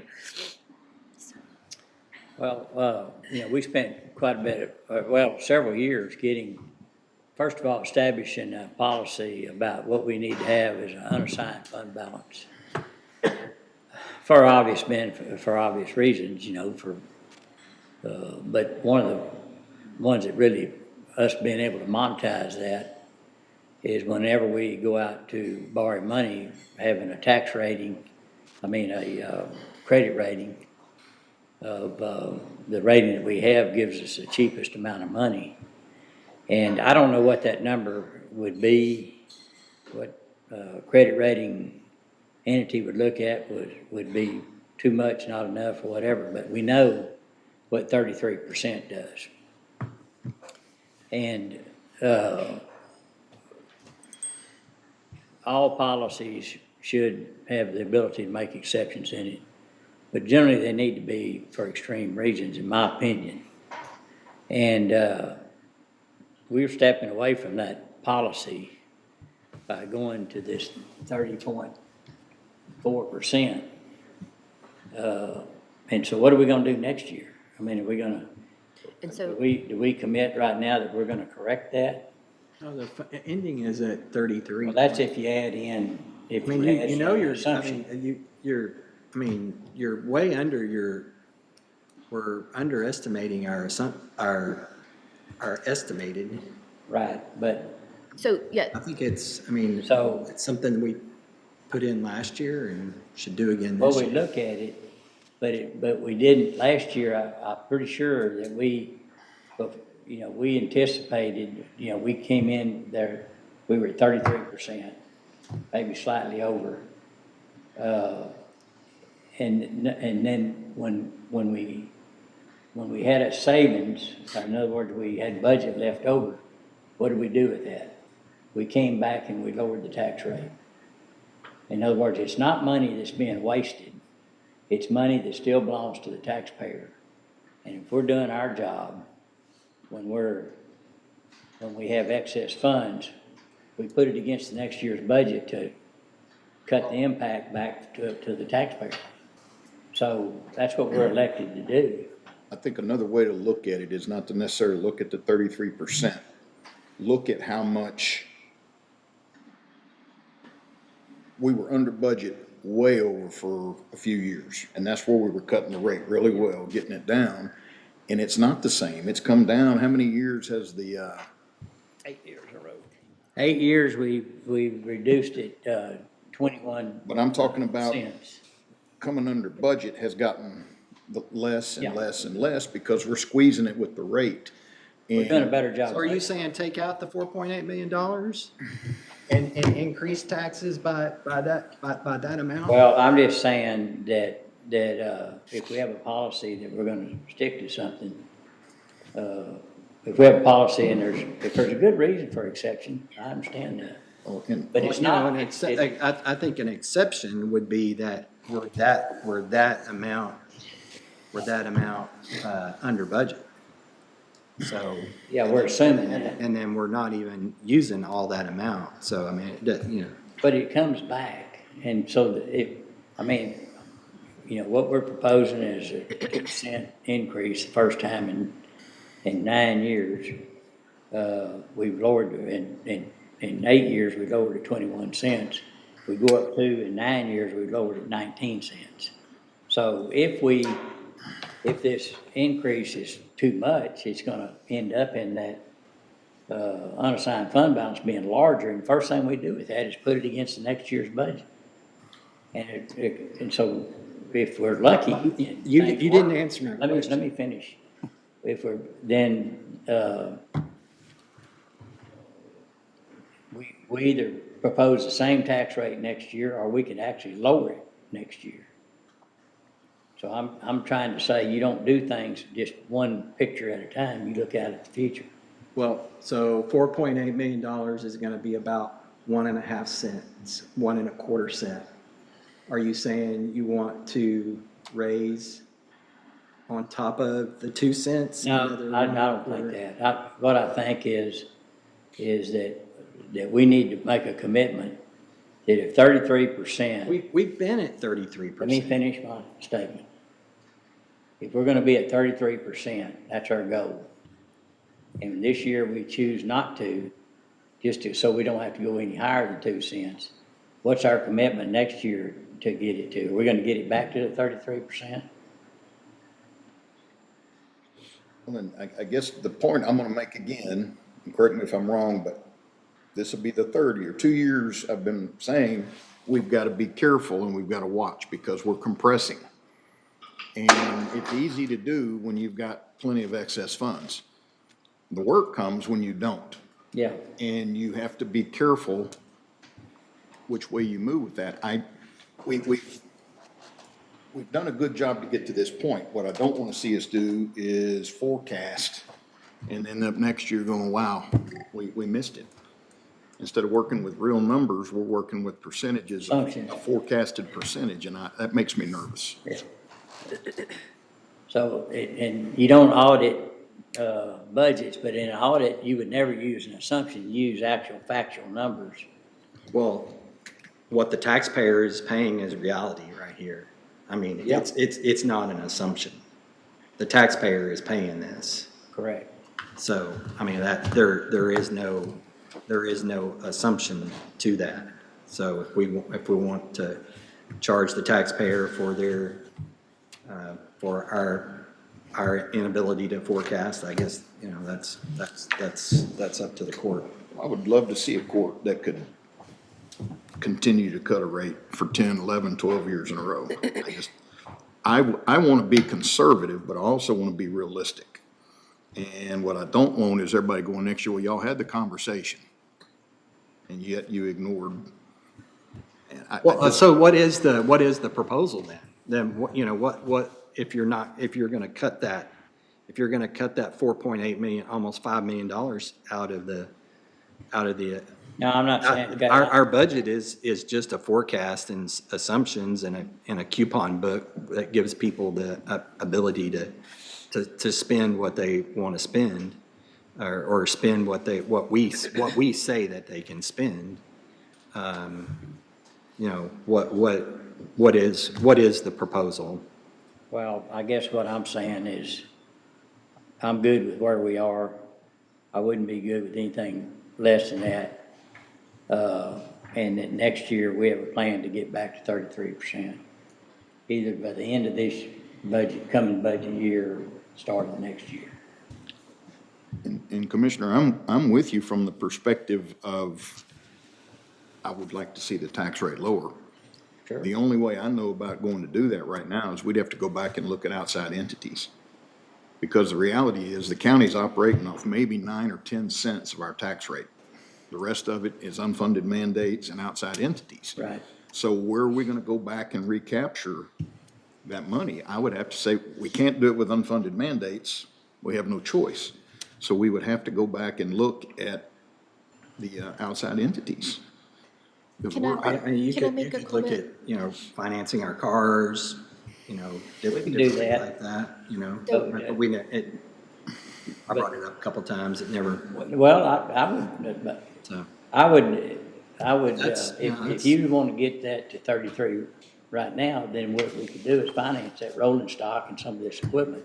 You know, I really don't, I don't appreciate this. I don't appreciate you two trying to single me out here. I really don't. Well, you shared an opinion, Commissioner. You shared an opinion. I mean, should we not have the ability to respond to that? But I don't hear any proposals other than raising the tax rate. So. Well, we still have time. But through the budgeting process, we've all had a lot of discussion about it. And then if it appeared to me that most everything that we addressed, especially the big tough issues, dealing with personnel and all those things, we were pretty much all in the same agreement, or within the same agreement. Yet when it comes up, that we come up with this proposal, you voted against it. I did. And that was after going through a whole budgeting session of not hearing. And again, we could have, we could have gotten there with 1 cent, we could have gotten there with 1.5 cent. Not without even dropping that unassigned fund balance to a lower amount. Things have changed since we left here, obviously, so, Let's look at it. maybe we can go through every line again. Let's look at the penny, Can I let's make look at the penny and a half. Can I make a Yeah, comment? okay, Francis. Just to, and I don't know if this will be helpful or not, but just to kind of put this back into perspective, if you look at our revenues and our expenditures, there's about a $13 million delta there right now. And so, that expenditure line over the last 10 years has grown about 59 million over the last 10 years.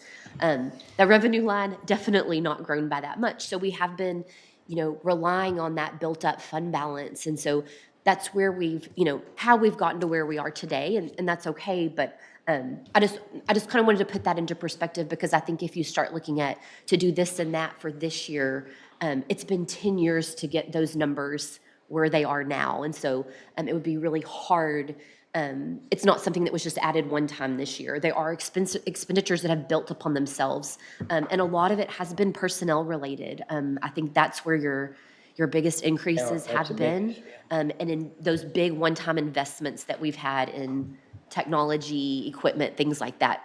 And so that's just something I just wanted to add in there, again, if that helps.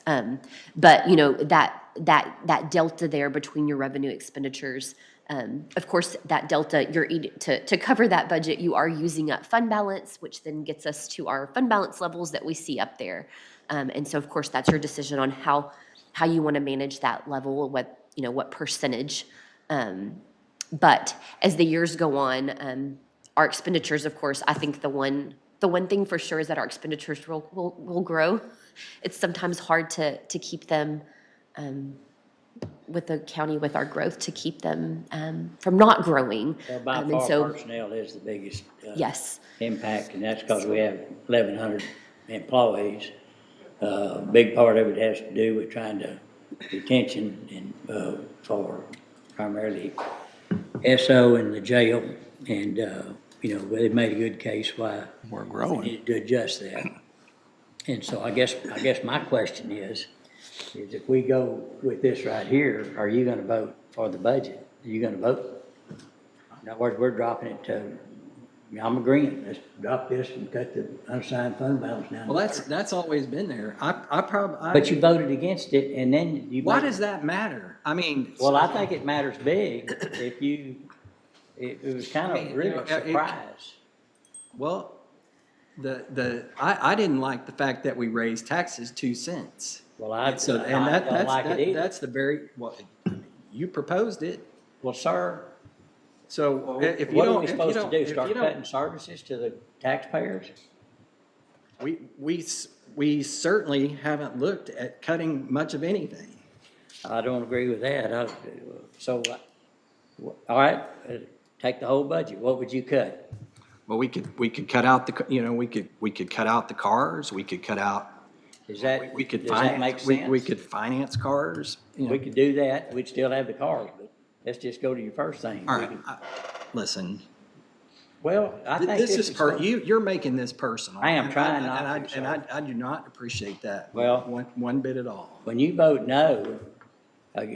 And so, a 2 cent increase is on the tax rate is almost 7.5%, something like that, increase on the tax rate. And then people's values went up anywhere from 5 to 10%. So you're looking at people are paying between, the thing is, nobody's looking out for the taxpayer. I'm looking out for the taxpayer. That's what I want. So the increase is between 13 and 15% on the county, on a county taxpayer. What services do you want to cut? Way more than. What services do you want to cut? Way more than, than inflation. I do agree with you on looking out for the taxpayer. And I guess the alternative side of that is In 8 years. looking out for them this year. What position does that put them in next year if we make a poor decision on forecasting or cutting too much? It can go both ways. I certainly understand your point. I'm more than willing to go back and look and see what does it look like if we finance vehicles. Just keep in mind, that'll be back next year and we'll have to deal with it then, but there's two different ways to look out for them. And one of them is not getting in trouble in the future like we did in 13 when we had to do the big increase. But I'm open to discussion and to deliberation on any of it. Well, reason why I didn't think we needed to finance them is because we earn about 4.5% at the top on our cash, and interest rates will probably be about 5.5%, 6% on financing. So it was just the fact that if you have the money, then why finance and pay financial costs? But we can do that. Yeah, But I don't believe we ought to cut and not have those vehicles. Sure, I agree too. We can't get in that. We can't get in the position we were. Yeah. So. How much money? But I wasn't the only one that didn't vote for the tax increase also too. So that this line you're on is really not fair. And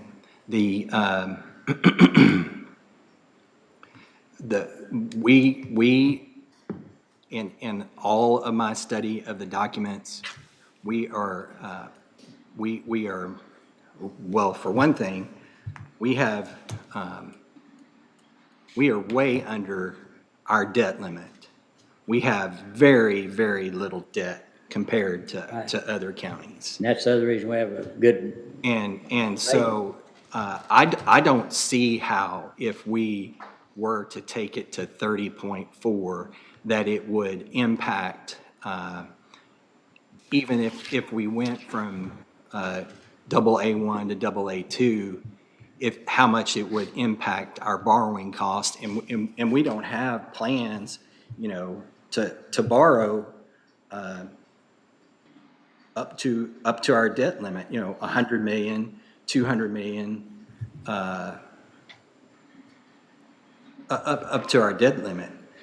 So, I mean, if we're just doing it for the bond rating, and we don't necessarily have any big plans to borrow any more big money, That's right. then there's, I mean, doesn't make any sense. Can y'all, for the audience and the taxpayers, can we visit that 33% again and where that came from, if you don't mind? I mean, I know we've talked about it a little bit. It was a policy the court voted on. But where did that 33% come from? I know the golden rule is a business needs to have 3 months of operating funds, Yeah. right? So if we're at 161 million, if you divide that by 3 months of operating, what is that, 40-something million? Yeah, we're at 4 months. 4 months. We're at 4 months. But Could I interject that too? At some point, I think that is something we should revisit. I know it's been 33, and I've never questioned that other than the fact that it's 33, and we got to that point, and it's made us where we are today. It made us very solvent. Sure. But I also know that there's some counties that have less than us that have AAA rating. So Right. it hasn't hurt their rating, and their unfunded balance, or what you want to call it, or unencumbered balance, or carryover, Which is county? in the 20, Austin, Travis County is sitting in the 20s.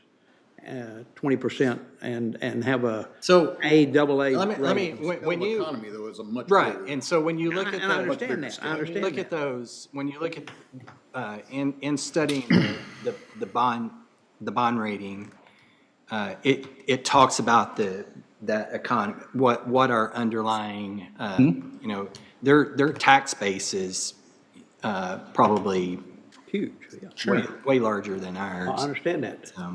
I understand that. That has a big effect. But their on, budget's also big, so. Yeah. And where are they percentage-wise? I'm not opposed to looking at this, but what are you gonna do next time it gets tight? Now I think we're gonna be 25%. Let me give a That's historical where I would get. perspective about what happened. And it was when I first came into court, Commissioner Perry was on the court. And the Commissioners Court started into this cutting everything and not increasing, doing anything on economic development and those things. We ended up, we had a $9 million negative budget, and when I came in, I had to operate on the prior year's budget. They couldn't even agree. The court didn't get along. Yes, sir. And they couldn't even agree to, and there was, the person that was sitting in your seat, the person sitting in your seat, and the person that was sitting in, precinct 1, all, could not get along. And we ended up going in with a $9 million negative budget. We started figuring out a way, and I was new in office, Commissioner Perry was new in office. We had political consultants tell us that, you know, we said there's not but one way for us to come out of here, and that's go right up to the, but slightly under the rollback rate to get our rate up. Economic development was flat. I voted for that also too. Okay. And so, yeah, we had to. We had to. Yeah, and so we got the budget turned around, and the political people said, you'll never get reelected. And we said, well, we're gonna do the right thing. And I've always said, if you do the right thing, you're gonna get reelected. It's not about going out and just cutting taxes. We actually got applauded. The community came to the same conclusion we came to. And once we got out of it, said, how do we keep from ever getting in that mess again? Mm-hmm. I came up with a proposal to establish a policy about what our unassigned fund balance, our cash position was going to be, because we were scared to get a bond rating. We were scared to go out and ask for a bond rating. It was going to be so bad. And so once we established that policy, even though we weren't there, that the ratings people looked at our policy and where we wanted to go and said, that is a smart thing to do. And we moved that direction, and we've been applauded from credit rating agencies ever since we did that. So, and there was communities that had higher than 33%, and there was lots of them lower. But it was just a number that we felt, and like you said, Commissioner Wilson, it was kind of a little bit based off what your, a percentage of your expenses. Commissioner Jones brought up a really good point that, we buy insurance, we have all these different protections that we have in here, which is true. And so us are getting just hammered sideways because of something that we didn't expect. And we've had a lot of things that we didn't expect happen. And that we could, we'd survive. But yet, the 33%, we got so much credit for having that by the bond rating people. And even though we don't borrow huge amounts of money, we borrow a little bit at a time.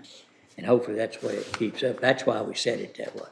Yes, sir. And so I would be glad to discuss it more, but it'd be hard to convince me that you ought to change something that's working. And I think,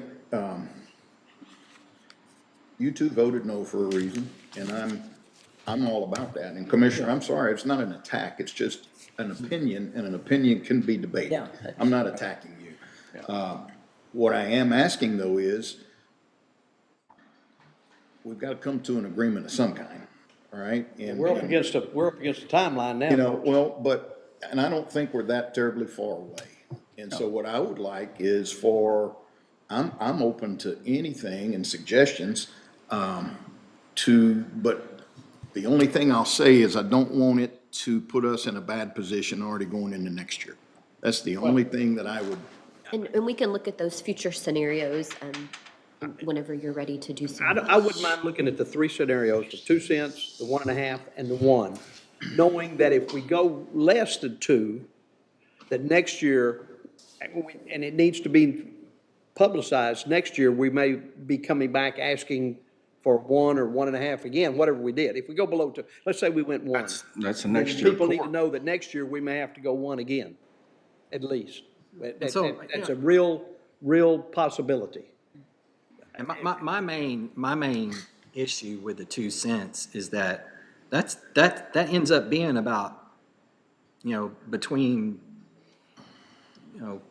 10 and 15% for the taxpayers on when you add in the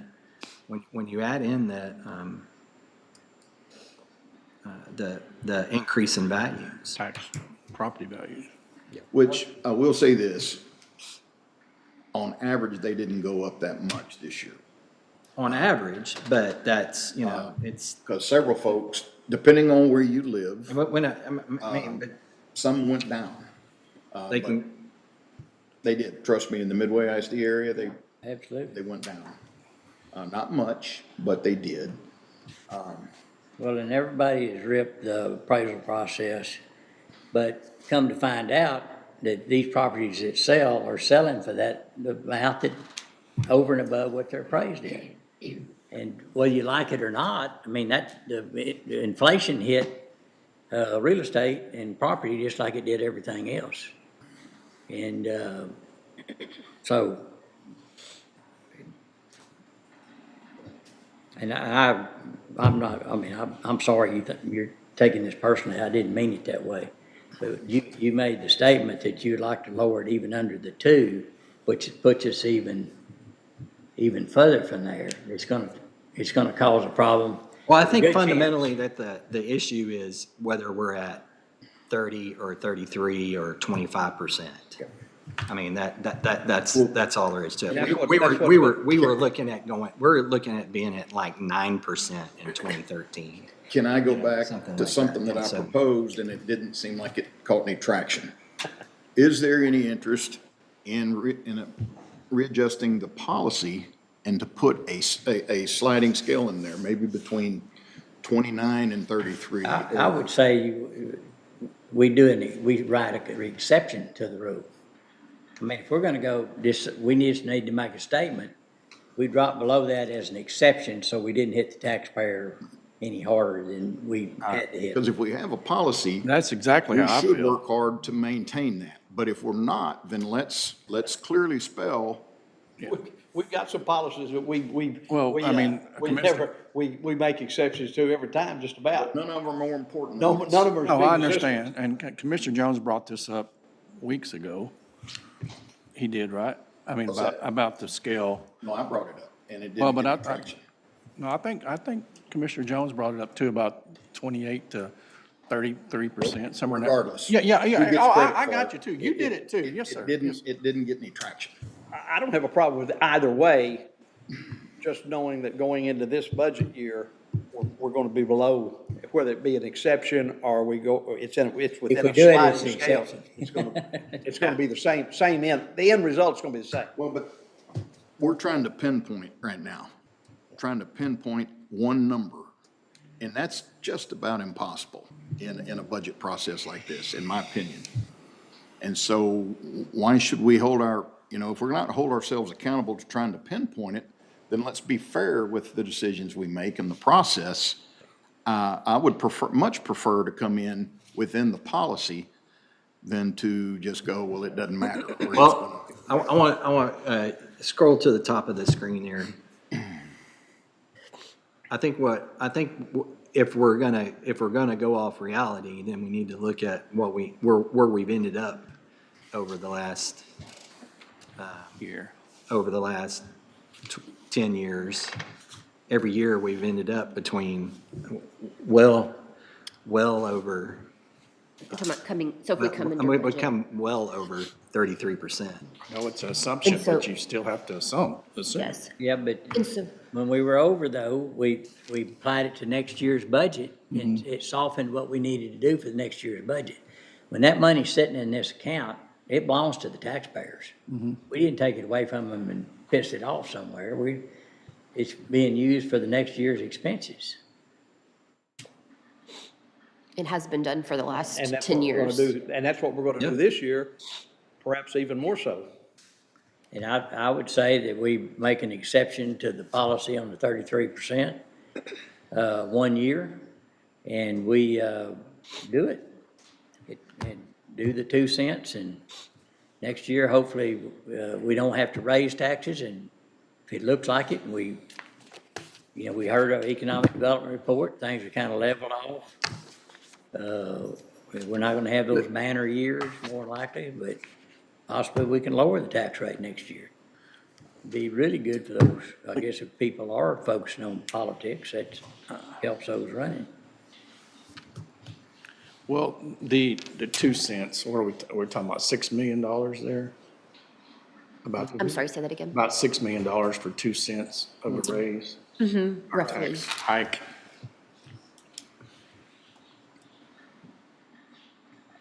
I'd still like us to look at the three scenarios. So, We can do that. I'm gonna, is that okay? I can But switch over to, so we're posted for all day. Yeah, I'm fine with that. And even for tomorrow, which I hope we don't get into.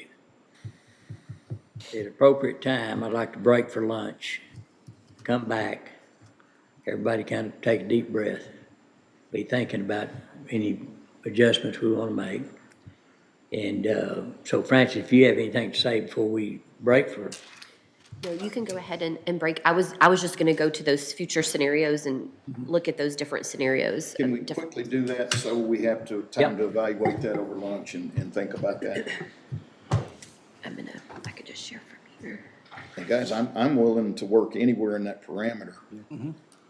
As While- long as I feel comfortable that next year it doesn't put us in a pinch. While she's doing that, and I'm not telling you anything I haven't said before and nothing you don't already know, but bottom line is we took out of 001 almost $600,000 today. Okay? That's money that we don't have to roll forward. And at some point, in my mind, we need to say no to some requests. Well, but in all likelihood, it's gonna show up next year. If they can't afford it now, they're gonna put it in the budget next year. Well, that's always my question is, does it ever get reduced next year by the amount they want to spend this year? I've got some left, so I'll go ahead and spend it this year, but I'll go ahead and keep it the same next year. But again, I'm open ears on where would you take it? yeah, that's, In my mind, if it's money that's being moved simply to stockpile for next year or whatever, then let's reduce that amount in next year's line item. Well, If I can possible. work with you on that, but I will not work on, we are running off of a very thin Yeah.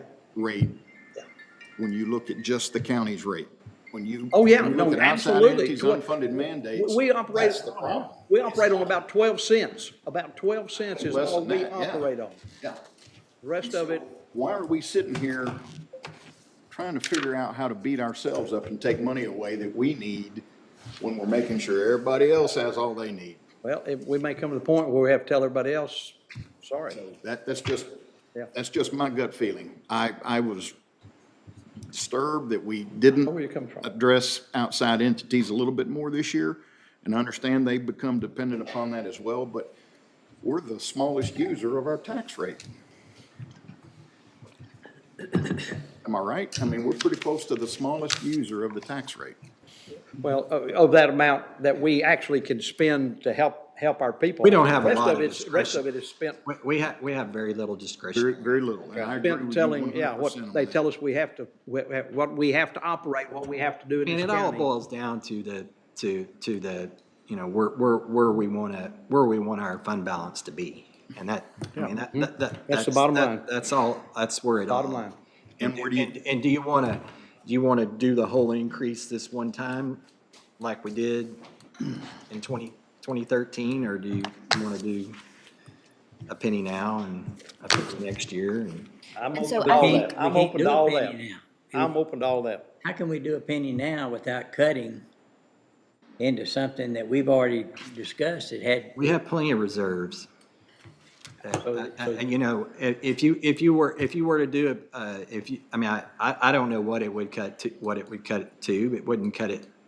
I mean, So this is, and All right, I'm give sorry, us I'm something. interrupt you, I'm us sorry. So this, and what we'll do is when we step away for lunch, I'll email you this, this little workbook so you can play with it if you want to over lunch. But this is assuming, again, like if you make a change this year, you want to make it and then build your foundation for the next years to come and not have to adjust the tax rate. So assumptions built in here, taxable values increasing 5%, expenditures increasing 3%, and also coming 3% under budget. So if we did not do anything to the tax rate this year, so you'll see there in this yellow box, I just have increasing it 0 pennies. You'll see here that, of course, there's a little bump there in the M&O revenue. However, your difference here in the orange line, your delta between revenues and expenditures is about 18.6 million. So your fund balance would decrease to about 47.4 million, and that is a 30%.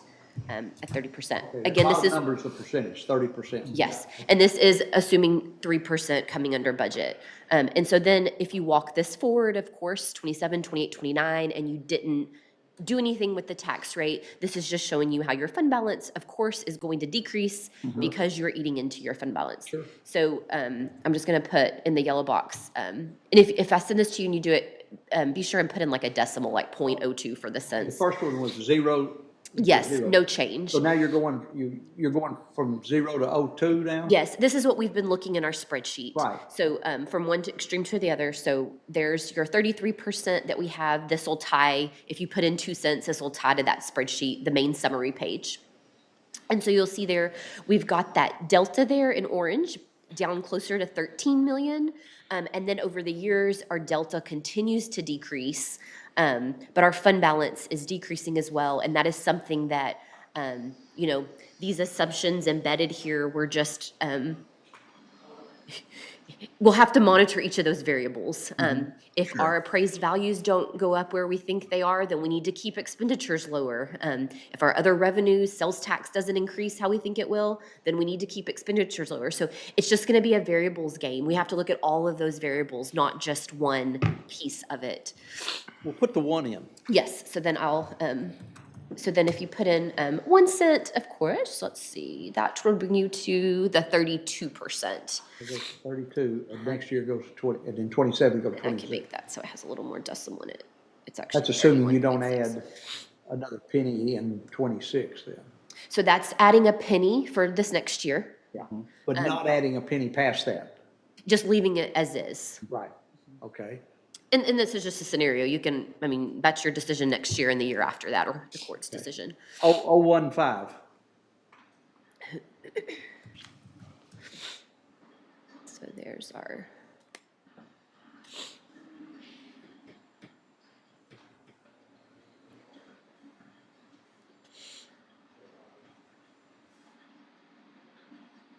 What is it? I can't even read it from here. I'm sorry, Commissioner. It's, And so again, 32 32.5. goes to 32.5. Yes. And that's a penny and a half. Yes. And so again, your revenues and expenditures getting closer together, but you've eaten into your fund balance to a level that you may not want to. And so that's where, you got to have some, income coming in there as well to build that percentage back up if that's what you I know you choose said to play do. with it, but can you print those 3 scenarios for us? When we come back? Yes, the 1, the 1.5, and the 2. 1, 1.5, and 2. Is that- Can you go back and put Everybody agree with that? Can you go back and put the 2 in there? Of course. Everybody agree with that? 1, 1.5, 2? looking at those three scenarios? Yeah. And I think we really have to talk about, if we're gonna do this, again, I don't wanna have a 33% policy if we're gonna ignore it. So do we need to redefine and reevaluate the policy? Or. Well, even if or you, by vote, make an exception. if you do 2%, I mean, two pennies now, it's not gonna get any better on the way out. I mean, it's still decreasing, so we're gonna have to make some changes in 27, 28, 29. Yeah, that's, I mean, that's just inevitable. We got to sharpen the. we'll know a little bit more about what comes on the tax roll. I mean, I feel like we're gonna. Hopefully still 27 grow. is gonna be big, We yeah. got some big companies coming 28. on. Yeah. That's not- Maybe. But again, I'm gonna warn, that's not as great as it looks because. Yeah, of it's the always, abatements. it's, Yeah, I got you. thanks for bringing that up. But in regards to the unassigned fund balance percentage, I think I wouldn't be for changing it. I'd be for, if we're gonna make an exception, so noted, footnoted to just an exception, we plan to get it back to 33. Our goal is to get back to 33. I agree with that. I just think, Struggling in that area, guys, because we're never, I've always. I think we've got to give ourselves. a Well, little you bit say of- you've always done it, but I never remember you coming and saying that was. a I problem. debated, I debated for, we had a policy of, we started off with a 25% policy. Well, that's, but we were And then- moving to and then- 33. And then, and then when we got to 25, we moved it to 33. It's like, I've said it goal- before, it's moving the goalpost. I think That's, that you know, we and- always said and this is, 33, and Commissioner Perry came up, well, let's just do it a piece at a time each year, and we finally got there. Took 3 or 4 years, didn't it, budget years? It did, it did. But I'm just trying to be realistic about 33%. It's pretty much, you're never gonna land right on No, 33%. never. And so, what have we landed on the last 10 years?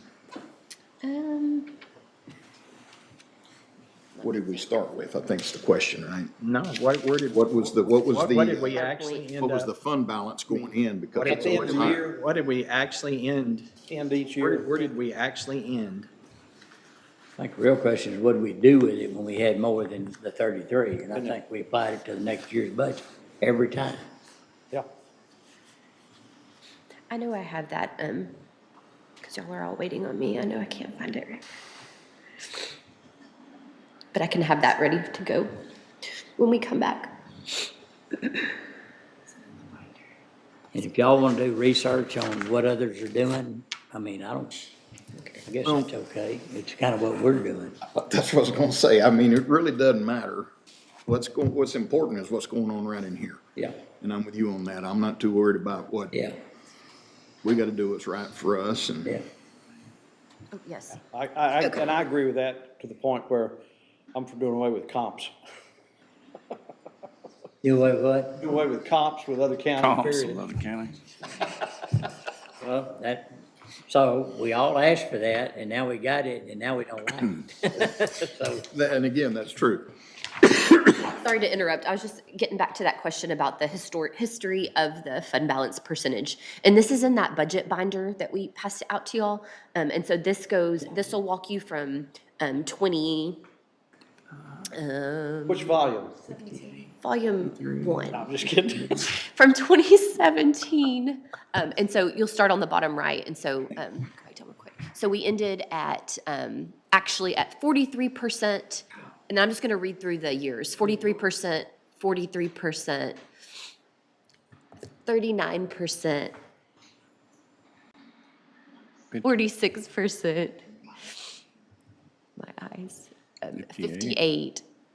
oh my goodness. 58, 57. And so this is where we started trying to make some changes in how budgeting, how we were budgeting 55.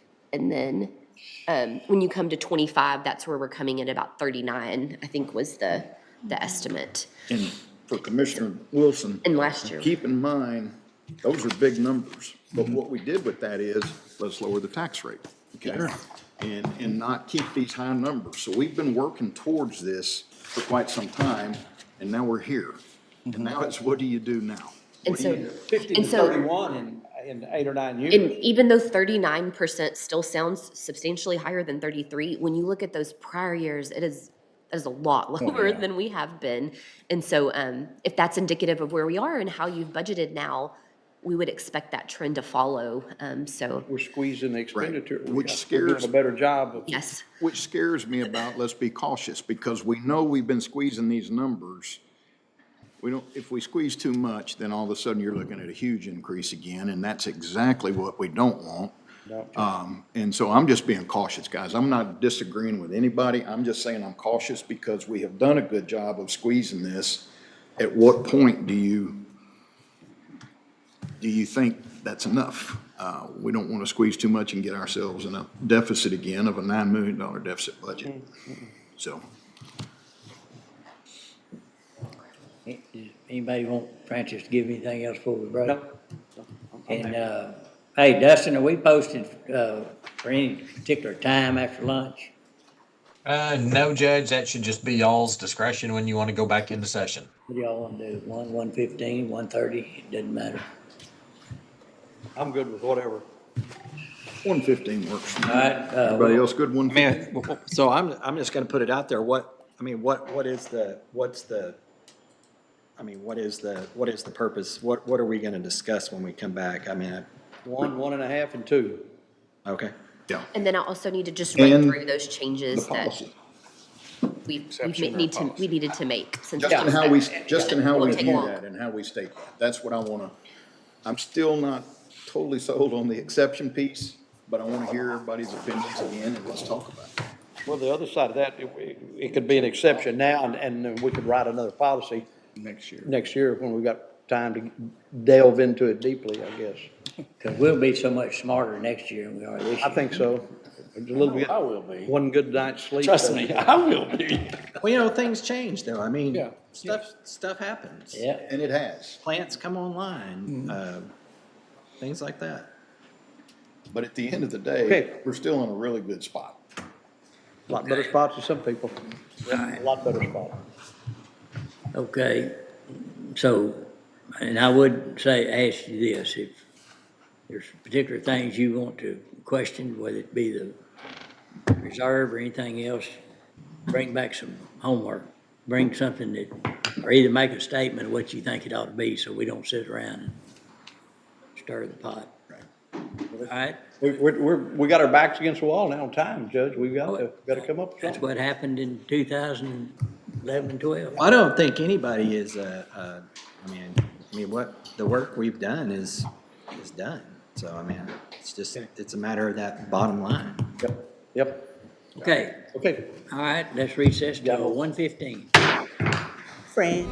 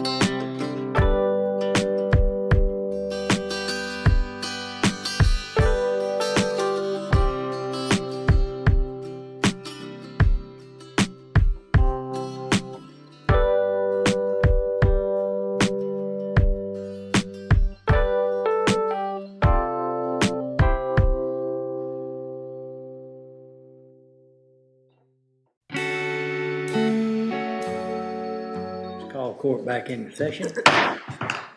Okay, Francis, you've got some numbers here you want to go over? Yes, so where we ended before lunch, we were talking through some different scenarios, and so I've passed out what the 1 cent, the 1.5 cent, and the 2 cent looked like. And so that was updating the tax rate for this upcoming year, and then keeping it constant for the next 3 years after. And I will pull that up as well.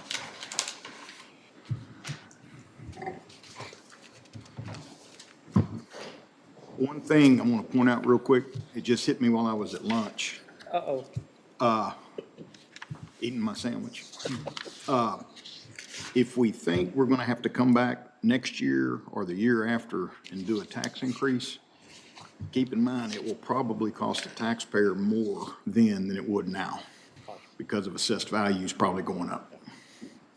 So that's just something I thought about that, hey, maybe keep that in mind as well. Sorry, I was trying to get to it. The other side, that would be if assessed values go up, and you do have to come back, could be less than what you originally thought. Of course, What kind of betting man are you? Yeah, there's so many variables here. Yeah. That end up reflected in these numbers. Like, for instance, we're saying 3% increase in expenditures every year. We do have some control over that. You can freeze salaries, you can freeze expenditures, you can freeze line items. There is a little bit on that side that you can control. And a lot you can't. And a lot you can't, that's right. But that's where you have to really get sharp with the knife. But I'm just going off, if we're looking at percentages in forecasting, I would venture a guess that assessed values probably go up. No, I'd say. Which a penny next year, what was a penny when I first got on the court wasn't even $1 million. It was $600,000-700,000. Of course, one other thing we have no control over is decisions made in Austin as far as what you can do and can't do. So, big time. So anyway, I just want to throw that food for thought out there. It just hit me, and I thought, well, I'm going to share that so we look at the big picture. We're going to look at it. We look at the whole picture. Okay. So, Francis, you put the 3 scenarios here, yeah. Yes, and of course, it doesn't need to be in a half-cent increments. It can be whatever you want it to be, but those were just the ones thrown out, so we just ran it a 1 cent to 2 cents with that 1.5 cent in between. And we can pull one of those up here if there's something we want to look at on the larger screen. But like you were all saying, just several different variables at play, and it is hard to know what the next years hold. And what is your taxable value increase? Is it 3% also too? The taxable value increase, that's 5. 5. We have that at 5%. This year was about a little less than 4.5%. That was the lowest we've seen it in a very, very long time. And so, we talked about that's what's used sometimes on our debt look forward schedules as well as that 5%. So Total increase, but percentage was less than historically has been recent. yes, sir. Okay.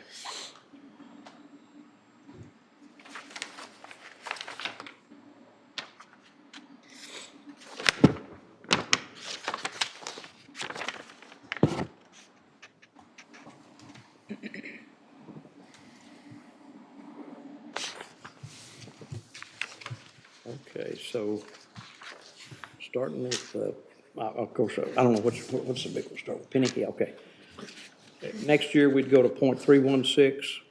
If it stayed constant, and all the variables here stayed constant, or whatever we want to call it, it would go to 0.25 in 2027. So, it's obvious that that's, at some point, there would have to be something give. 0.15 goes to 0.325 and then 0.27. 2 pennies goes to .334 and 29.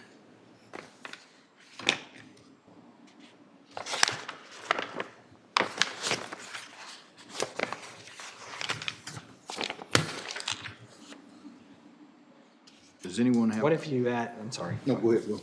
What if you added in 1 cent this year and for 26 and 1 cent for 27? And no, I think if you just put a cent there. And then I think the way I They can have do the it. formula in That's FY pretty good. 27. Sure glad we got Up in the them. tax. Amen to that. While they're looking at that, what I was gonna ask real quickly, does anybody have any thoughts? When we're looking at these, 25 through 29, is there a floor that we would say we don't want to, and I know we can't control what another court does, but wouldn't we want to have a floor on there to not go under what percentage? I think you wouldn't want to go under. At the unassigned fund balance? Yes, which down here at the bottom where it'd be the anticipated, Well, within. that goes back to moving The percentage. the goalpost. I think it's more like you make an exception to it rather than putting a range in. Or just permanently just say, okay, we're gonna lower it to from 33 to 32. And then if you go below it, and that's the rule. Then the next year, if you can't get there, you say, we had to make an exception. The range just, that's. But putting exceptions in, you could continually just put exception after Well, exception you after could, but you have to exception. go through, yeah, we could ignore the whole thing, I mean, actually. In a sense, we have, because we've gone, you have your we've finished 1-1? above 33%. Right, but we've taken that overage and Excess. pushed it into the next year's budget. Right, but, and then in the next year, we're still over. Right. So. But you keep pushing, but it, Pushing. so, How did it go to .32? I got .316 here on. This is with a penny added in. Penny for the 27. 26 and penny for 27. So, but 26 would affect 27, wouldn't it? Right now, we're gonna finish this year at .40. With 1 penny added in, we're gonna finish at .316. And what is that saying up there? Well, they could, 32. they could make, .32, is that just rounded? It's just rounded, sorry. it I could have, be 3-1. Okay. I left that extra decimal in y'all's spreadsheet, I apologize. Okay, I got you now. So, That's my bad. And then the year after that, with the penny added in the next budget year, you're saying it would go to .27. Which in this one, with just penny constant, it was 2.5. And penny and a half was 2.7. yes, it don't change a whole lot. Goes, penny and a half in 26 goes to .325. And then 27 goes back to 27. Just helps us on that Which 28. is the same as that one. Yeah. Yeah. Well, I'm gonna make this statement. I think we're gonna have to do something. I mean, we're gonna have to bump it somewhere. And I can live with whatever this court's comfortable with, whether it be 1 penny or 2 pennies or somewhere in between. My personal preference would be somewhere in between. And that's just me talking, with knowing that next year we may have to revisit or make an exception again. So after my thoughts, I don't want to set us up next year where we automatically know we're going to have to do a penny or 2 pennies next year, because it is going to cost the taxpayer more. And isn't that what we were talking about earlier, is being an advocate for the taxpayer and trying to keep their tax cost down, not the tax rate? But there's just a lot going on right now, and I don't know that, 2 cents would be the last of my choices, to be honest with you, right now. over 1 cent? Or, my first choice would be a penny and a half, to be honest with you. Then probably the penny and then the 2 pennies in that order. That probably keeps you safer next year than a penny would. Yeah, no question about that. I mean, if you're looking at that, the safest is the 2 penny. And Yeah, then- the absolute safest one. And then next year, you can feel pretty comfortable that you won't have to move the tax rate, or you could possibly even lower the penny, but And even Ben, half a penny. and Ben, I certainly don't disagree, and I think we need to study that, whether it be a range or an exception, but we have a history of making exceptions to our policies right now, and we make them all the time. Much bigger financial But decision. this is a much bigger, Much bigger. no argument there, but it's not like we don't make exceptions, so. No, that's true. Well, I look at them as totally different, and because what you're talking about, I agree, there needs to be some work done on that. Maybe a workshop on that of what we would allow to be taken out of the fund balance, during the year. Yeah. Totally agree with you on that. Well, and there's other lesser things too. I mean, paid time off and hiring people early, we need to make an exception to that, you know, and we're doing it constantly. And totally agree with you on that. I wish we knew, wish there was a value we could attach to I that. wish the world was perfect. How's that? I've said my piece, so I'll go along with With whatever the court. next year, are we foreseeing that we're gonna have to add the money that we're adding this year to employees' compensation? So that's the 24. So every year, that's the constant, is the fact that that goes up by 2 factors. One is that we generally add a few more employees because we're growing. And the court really pours over whether it's justified or not. And the other is to keep up, to stop turnover, or, maybe we're overdoing it. And, but nevertheless, we took the information we had at hand, and then, go over there. Now, the big challenge is the step plan, with the Sheriff's Department, and, every indication is that will go up again next year. And so, unless the Guaranteed. court, yeah. And so if that is paid off as they have presented it, that it's the right thing to do, it builds a career path, I understand all that. Then you continue to do it. If it can't, they're gonna have to prove it up every year.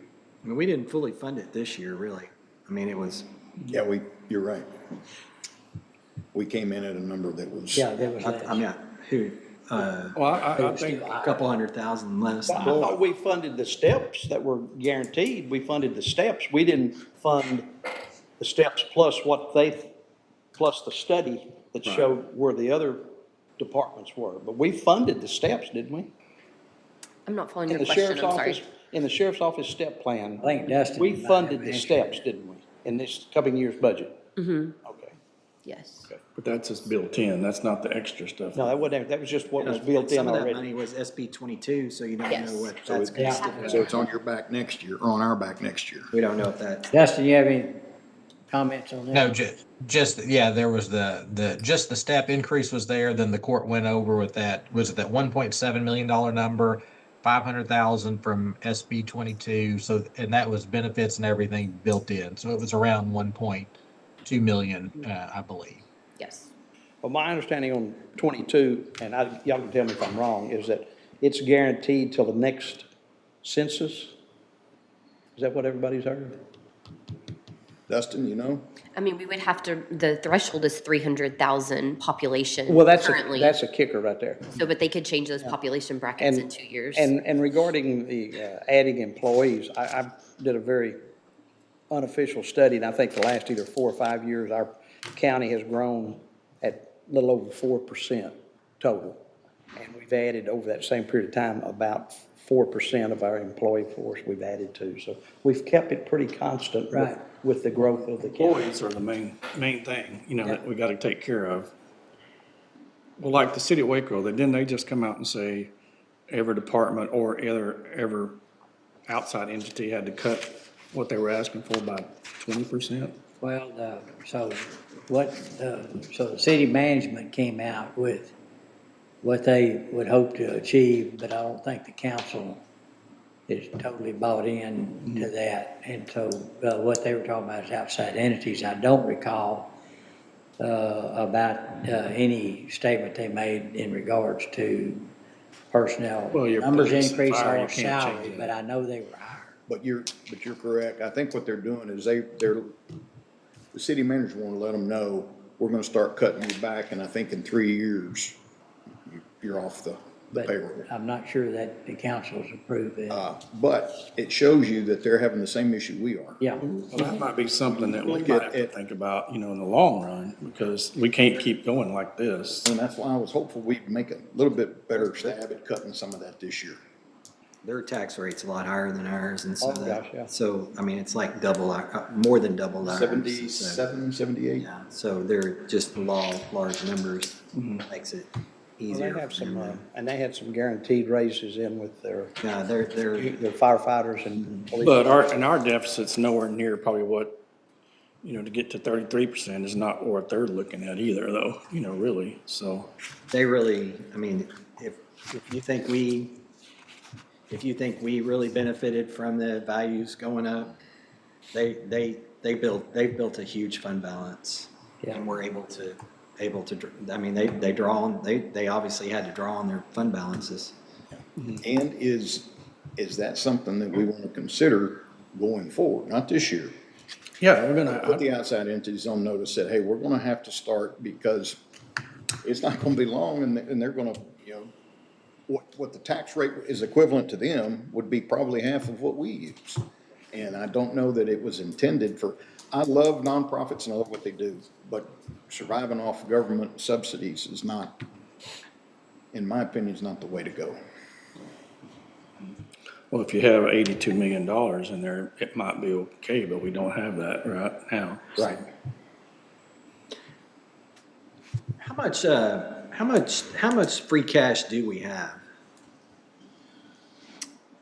Like just unassigned fund balance or Like, bond, all. just our cash balance? In the CAFR, there's this thing about, all funds, it's like on page 83 or something like that, or. Unencumbered, everything is unencumbered. Or it's 83 million, everything that's unencumbered. I wish I had my book with me. Is there one in here? It's a big number. Book. It's about 80 million, is was like last I saw. You're heard that. Let me look for your book. So is that the number that they look at, the bond, So the they're, rating companies? Is that what they look at, or just the unassigned fund balance? Well, they look at everything, but trends is one thing. And also our budgeting philosophy, which part of that philosophy is what we keep is an unassigned fund balance. But I couldn't tell you, and Commissioner Jones brought it up earlier, I don't know whether, 33%'s number one or 30 or any of that. I mean, all I know is what we know now, that we've used 33 and they've all talked very positive about that and always made a statement about it and so when someone's out buying or looking at buying our bonds, they look and say, why is their bond rating that way? And so they read the information underwriter. I know we're digging in big time here, but I'm curious, when we got our best bond rating, 3 years ago, 4 years ago, Will? It would be this year. I mean, we've been AA1 since, I don't remember. What was our fund balance then? I guess is kind of what I'm getting at. and I can pull that for you easily if you want to. What year are you talking about? Just go 3 years ago. So I was going to get back to Commissioner Jones's question. I'm sorry, I've interrupted you. Oh, no, you're good. He was asking like cash on, I think cash on hand, I'm not sure exactly, but like if you just look at governmental funds, so this does not include like our self-insured health funds, but total cash and investments is about 208 million. It was as of the last September, that's our audited financial statements. But unassigned fund balance is right at 50 million. And so that's fund balance that is sitting usually for the most part in general fund, and that you have not already said you're gonna use to fund the next year's budget. What was that amount? It was right at 50 million was unassigned. Total cash and investments was about 208 million. And so when you talk about unassigned, you're not talking about any restricted funds. So all of your special revenue funds, grant funds, your bond proceeds, those are all restricted or assigned in some way. And so unassigned is truly, it is money sitting there for you to utilize for county purposes. We do have assigned fund balance as well. And when you see that, like I said, that's where you have said, so this year we adopt a budget, you know you're gonna eat into your fund balance to fund that budget, that is assigned fund balance. encumbered. So they're saying, yes, it is already encumbered in some way, so. And then, I'm sorry, then follow up, there was a question, fund Well, just- balance at the end of. What I'm curious is our fund balance, or our rating went up. But we were pleased with where it was at 2 or 3 years ago. And I'm curious what the difference in the fund balance was. So it might give us an idea of what a floor should look like. Yeah. Well, like I said, one of them's trend, and they talked a lot about, you know, trends affecting, actually, there was one negative trend that popped up, but I think a lot of it has to do with probably more than likely the increase in values coming in at a slower increase, where revenues, where expenses had the same trend. You know, it gets like this. Right, but they haven't leveled off to where. And then, you know, back in 2011, it went like this, and that's where the alligator eats the. Start eating up eats cash. So the fund balance at the end of 2020 was about 54 million, and this is general fund total fund balance was about 54 million. So that was the end of 2020. Interesting year for many reasons. End of 2021, it jumped to almost 70 million. So those were some weird trends we were seeing with COVID. Our revenues kept increasing, our expenditures were decreasing. And so it went way up there for 2021, went to 70 million. Then it bounced up a little higher to 76 million at the end of 2022, up to 79 million at the end of 2023, 82 million the end of 2024. None of that was ARPA, was it? No. ARPA did, of course, alleviate some cost that we would have had in general fund, but no, this would just be general fund. And so that's where you see then changeover in the way we budgeted for 2025. We ate into fund balance, didn't increase the tax rate, budgeted a little more realistically for some line items like personnel. And so. Okay, so we're already gonna see a decrease from the previous years in fund balance. According Oh, to yes. this right here, depending on the penny and a So half. end or of, two, you can yeah, see it down end the of bottom. 25, we're estimating to end about 61 million. You'll see there on that first column. And at a penny, it'd go down to 50 million. And if it stayed constant for those number of years, no increase. Penny and a half, 61 to 51, we'd add about, what, $1 million, $1.5 million, 1.5. Yeah.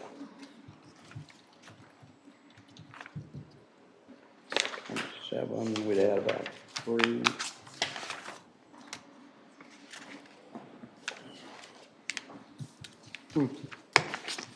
And it's really, a lot to me, it's all about that pink orange line, what that delta number is between your revenues and expenditures. That's where the closer we get that together, the more, realistic you can budget and know, that you're not utilizing fund balance to fund the budget, and keeping that number as constant as you can. And I know we talked about it briefly, have we identified legislation this year that will be an unfunded mandate, and maybe how much it's gonna be? I think that's the unknown. John ran an AI for me.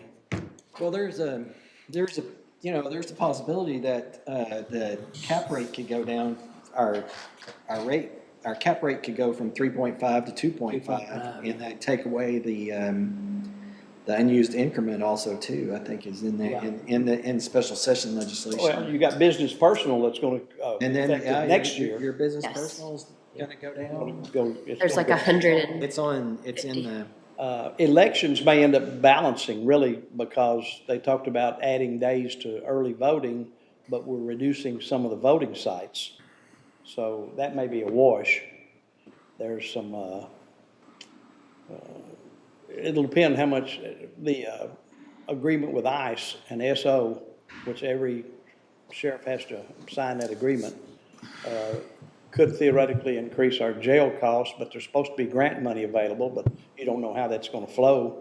Or how long, or. And then there's some training requirements, I think, that have been built into it without any funding available for some other area. I can't remember now.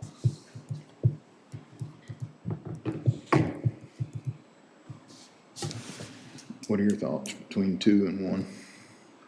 man, I've gone along with, I've been good with 1 for some time. And, you know, if it means that we have to come back next year and do another penny in 27 and another penny even in 28, and that's,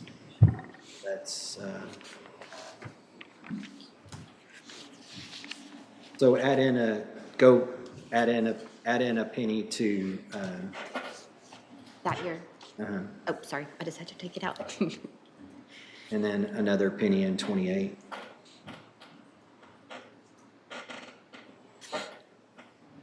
Doesn't do a lot. I just, you know, I just feel feel that for the taxpayer are gonna have to,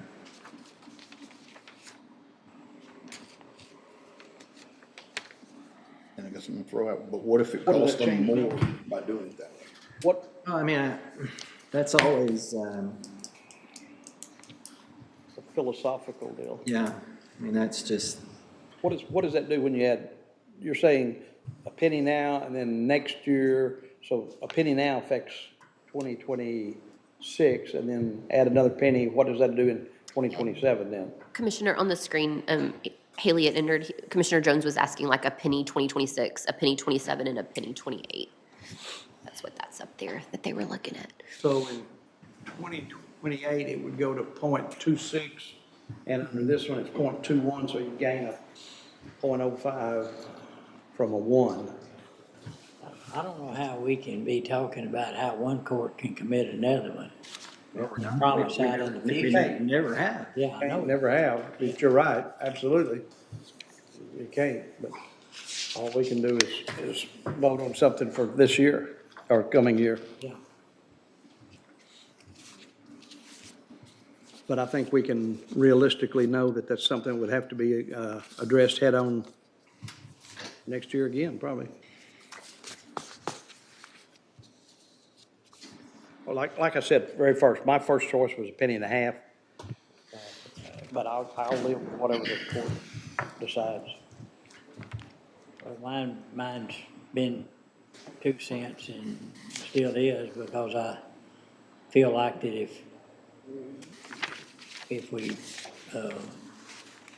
raised it too much, we can have an opportunity to cut it back.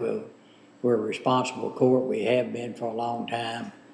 We don't pile up money. That's why you set those goals, and if we need to look at that or have an exception on that, fine, but I think setting us up to have to raise a penny next year is not a good approach to go to. So I'm just saying I'm at 2, but Commissioner Wilson, your thoughts?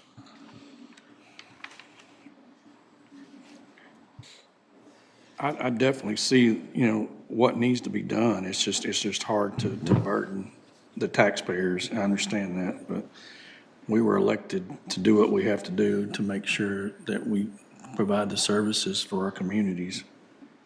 And we are growing, to me, we're growing faster than we can keep up right now. I mean, that's how I feel about it. And that was the big part of the budget, is we're not taking care of ourselves well enough as we, for the growth that we're seeing. I would make a comment that regardless of which of these we choose, we're going to provide services to our community. Sure. What it's going to affect is the bottom line, not necessarily the services. Exactly. I agree with that. Things will get paid for. Because again, it's great that we're having this debate, because it could be far worse. We could be talking about 5 and 6 cents. Yeah. We're not. Well, y'all have done due diligence We for the really have last that. 8 years. That's why it's like it is right now.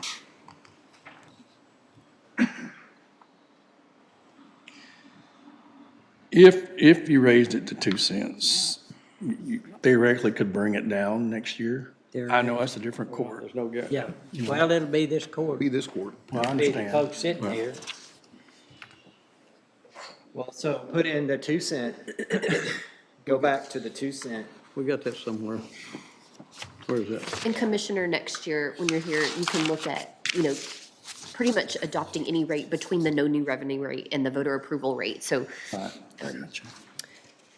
sometimes we start with the current rate and then work through there, but.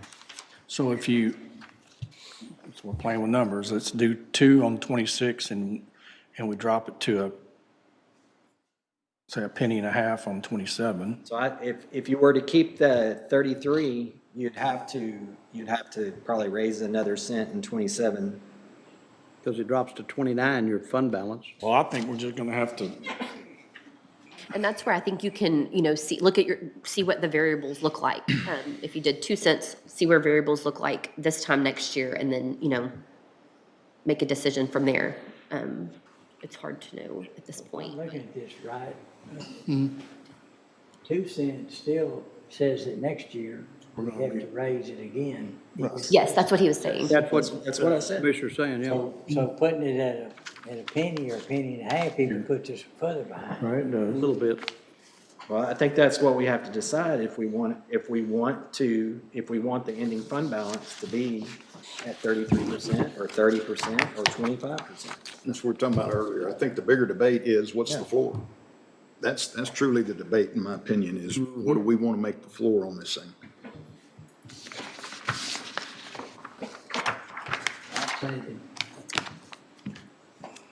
are we talking exception or change in policy? And I think that you're stronger, you could say that a certain floor would probably have a little bit more teeth to it, a little more like, gosh, we can't, we can't get under this.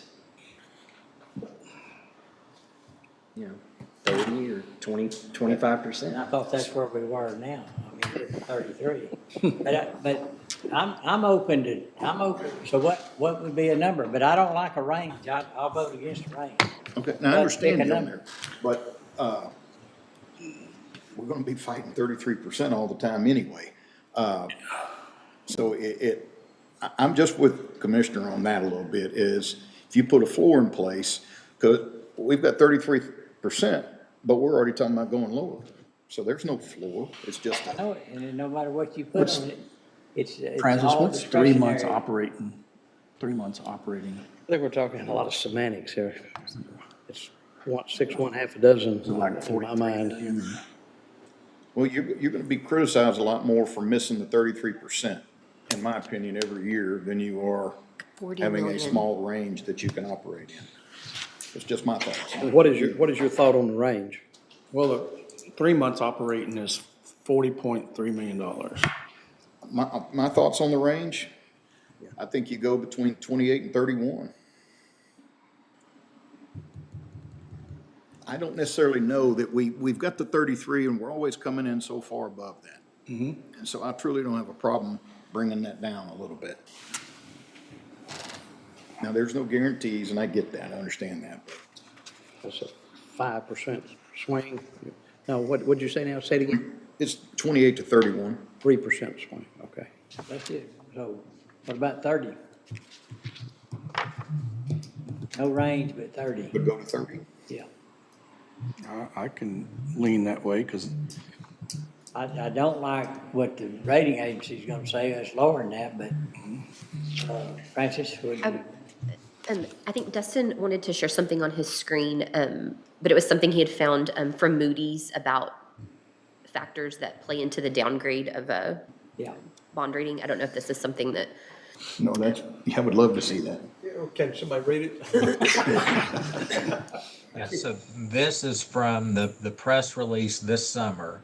So factors that could lead to a downgrade, trend of operating deficits that reduces the available fund balance ratio to less than 35% of revenue. I know that's a different That's different. calculation, different way of looking at it. Yep. And so curious what that number would be. So I brought that up, and I brought that up when we first started having these discussions.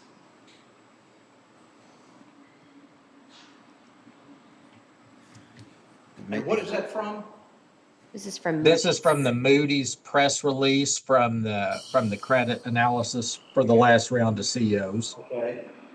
So if you looked at our revenue right now, the way we have it plugged into our summary, 35% of revenue would be right at 52 million. And we had calculated, it's interesting, 35%, that's 35%. When you calculate the 33%, our target fund balance, we're at 52.5 million. So it's very comparable. It's interesting there. What about 30, like somebody suggested, somebody said, what about 30? 30% of expenditures? Or- Well, I'm sorry, I just want to make sure. If you plug in your Unassigned fund balance. unassigned. Okay, fund, okay, okay. yeah, 30 at 0.30, at 30 million, 0.30, yeah, instead of 33. So that would be 47.7 million. Honestly, I think I would like just a hard, I mean, in thinking about all this and throughout the years, like if we had a hard, fast number that we were gonna have, and then maybe tie it to, maybe increase it by inflation or something like that. So our fund balance starts off at 50 million, and then increase, and then adjust each year for inflation. I know theirs are some. Well, the standard is how we're doing it. The percentage could change, but the standard is calculating percentage of your unfunded balance relative to your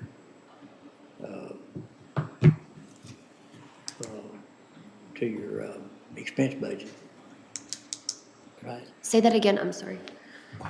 Well, that, So, let's say it'd be unassigned fund balance, but it's a percentage of your budget. Mm-hmm. Yeah. Right. So that's the standard. General operating. We pull out But they refer to. contingencies. It's general operating, isn't it? Percentage of your general operating budget, isn't that what?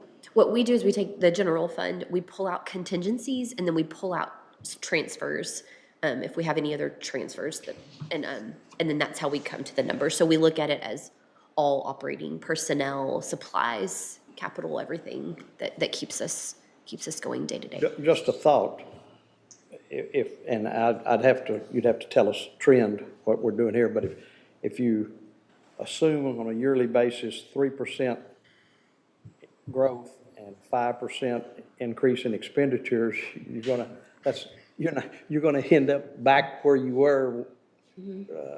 And that what were you projecting here? So that there's a 5% factor in the values. Values.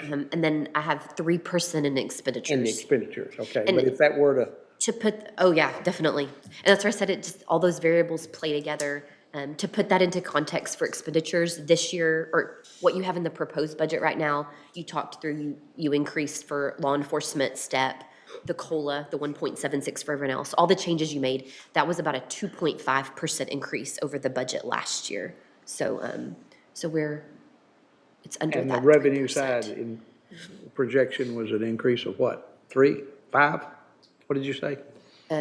Revenue.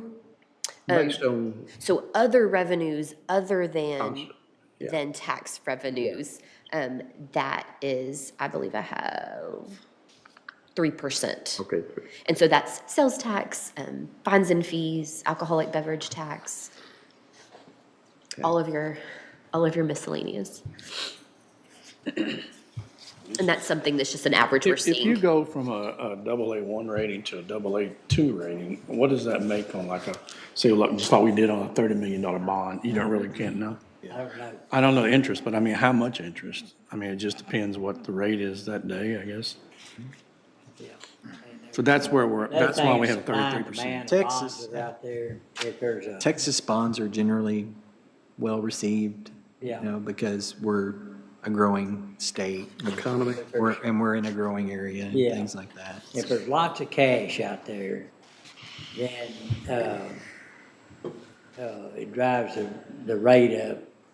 But if there's not much cash, it's, Oh, tighter. another important thing, and probably why they do that, and I've heard it, it's the whole, the difference between a revenue bond and a general obligation bond. Yeah. We're pledging our tax rate, a part of our tax rate to go to the payment of this. And so it's not like these bonds are like, we have to sell something to, like water or. Liquidate something. Or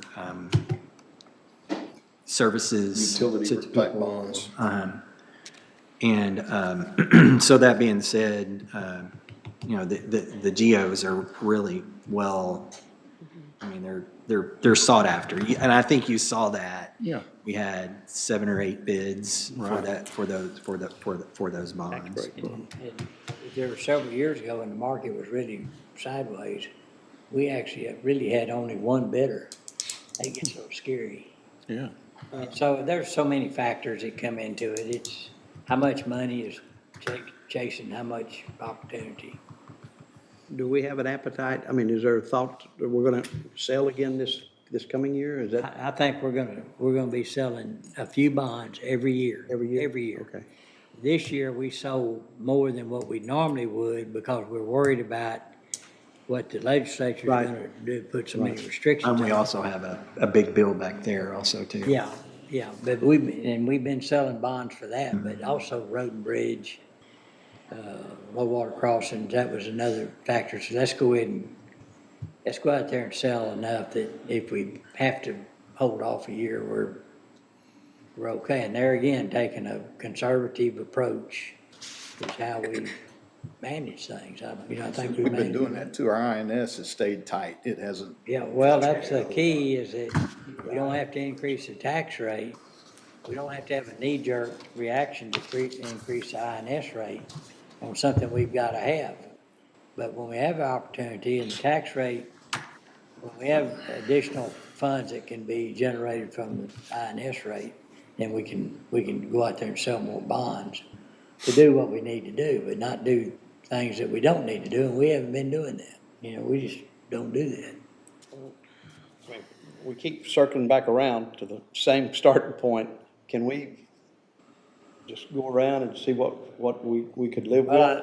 Yeah, but I wanted to be sure we had enough conversation, enough ideas and thoughts, and if everybody's out of ideas and thoughts, well, I think we can What- sure do that. Y'all are more expert on this, but say 2 cents on a $200,000 home, how much is that, Will? But you raise your values too.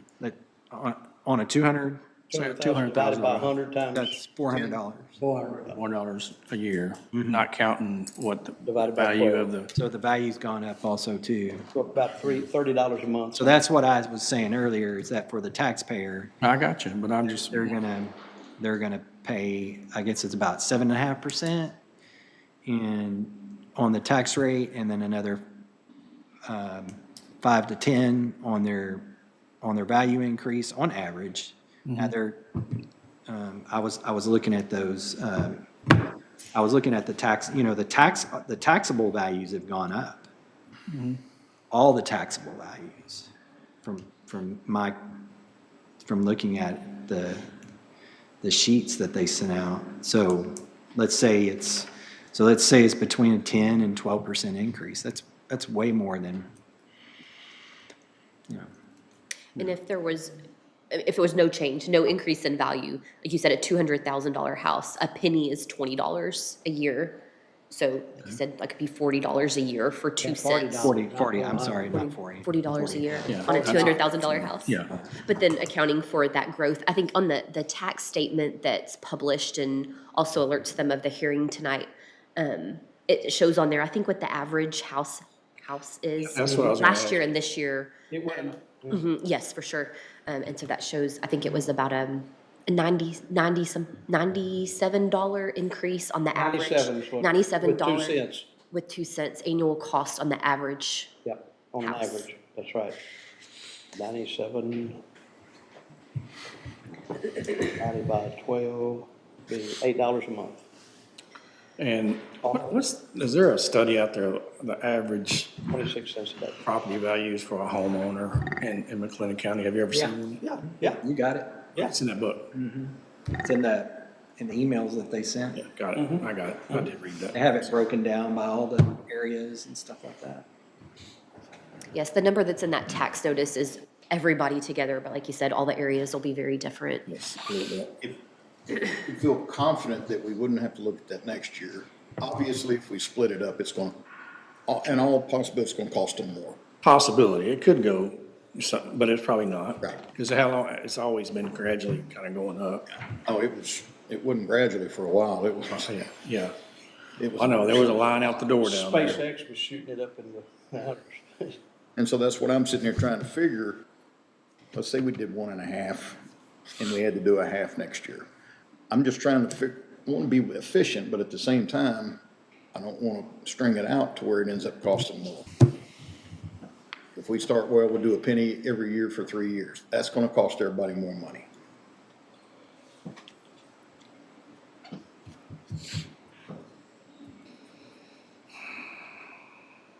But if you went a penny and a half, if you went 2 pennies, the chance of having to go up on tax rate or less, there's a little bit higher chance at 1.5 and even higher chance at 1. I mean, that's what. Right. So does that mean anything to anybody?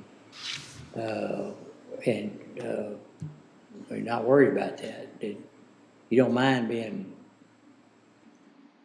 increase your chances of having to go up 2 years in a row or whatever. I don't know. I mean, that's, and then in regards to the unassigned fund balance percentage, I don't know whether 33, or if you drop down to 30, whether that hurts our bond rating or not. I think, there's some indication that 35 is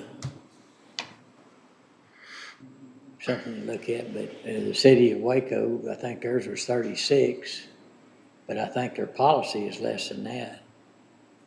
But I don't have a number on that yet. So I guess those are the 2 things. Which do you want to jump first? I mean, I guess where do you want that number to be? And in all likelihood, our fund balance at the end of the year will be more than what we're looking at here. Sure. So when you say 35%, we've been at 35% because we've had such a.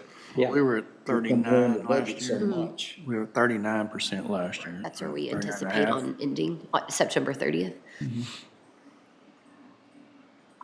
Yeah, I mean, So even if you made it 30, are we going to be 35 at the end of the year next year? well, it's where you start. Yeah, okay. I think it's where you start. So Well, for where what do you we want do, to it's where start? you start. For them, it's Whatever, where- if it goes to 39, you peel it down, put it in next year's budget. You walk out of this year back to the 33 or whatever it is. So you push everything over your 33 into the next year, right, Francis? I mean, haven't we been doing that? Mm-hmm. So you're using it. You're just not using it all in 1 year.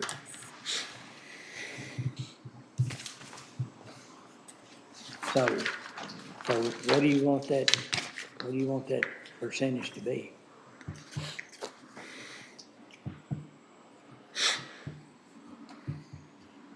Percentage is gonna be dictated by how many what the tax rate's gonna be right now. On what? The percentage of. Well, I think we're trying lending to is set a gonna- policy. Will I think- depend on I what think our we're tax trying to- rate. I think we're trying to come up with a decision is what, do we want to change the 33% down to 30% or 25%? Or somewhere in between. So, I mean, I think Commissioner Smith, you asked for what everybody was good to live with. What are you good to live with? I was at a penny and a half. No, Oh, the No, percentage? something. I could live with 30%. I think going to 25 would be too much at one gulp. 30, I could live with 30. If, Sorry, I misunderstood you, Bill.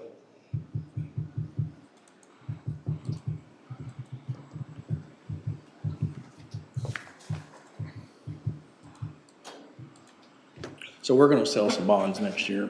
Yes, sir. Yeah. Guess we'll know then. I guess that's what I'm saying. That's, if we do the 30, then we'll know to where, we're gonna fix it to, back to 33. I'll say this, if we do it at 30 and we sell bonds, but our financials are really strong, You're not we gonna show. perform good, and we can show that if we had 2 cents. Go to 30 with 2 cents, you're not gonna have a credit quality question. If you go to 30 and something go, Well, they're not judging us off this number anyway. It's the October 31st number, right? Isn't that what you were saying a minute ago? Like, Is it what we start actually with? end up Yeah, it would be the CAFR for next year. I mean, That's what it'd be the CAFR for this year. So we we're, always bring up the policy. right, it's because the bond company's not worried about what we're worried about coming in at. It's what we have at that time and that Yeah, snapshot. I think they're worried about you having a sound financial policy, of course, in place, but then where do you actually end up? Yeah, That's the, the ultimate. If you're a body that adjusts it to fit whatever you ended up of, instead of it being the driving piece of it, that's why it's based off a percentage there and not revenue. Revenue is for a company. It says, I want to build up my savings. It Hang did on. say I revenue. want to build up, well, if it's a percentage of your revenue,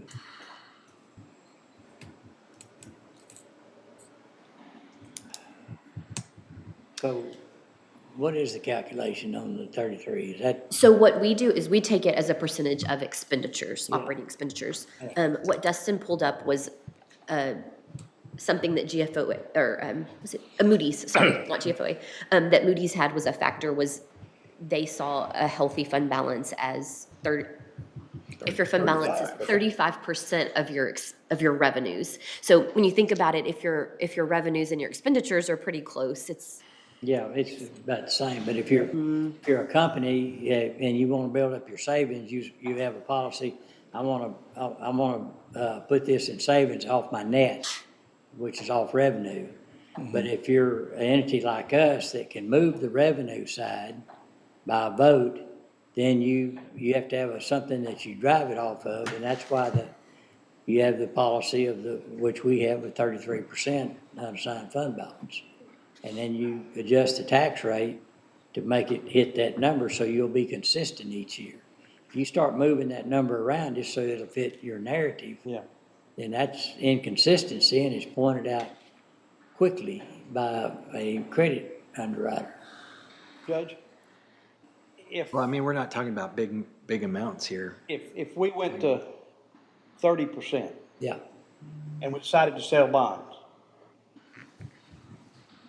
and what the numbers came in, which can be affected by a lot of things besides just the 30%, and it wasn't what we wanted, we could always say, we're not gonna do it.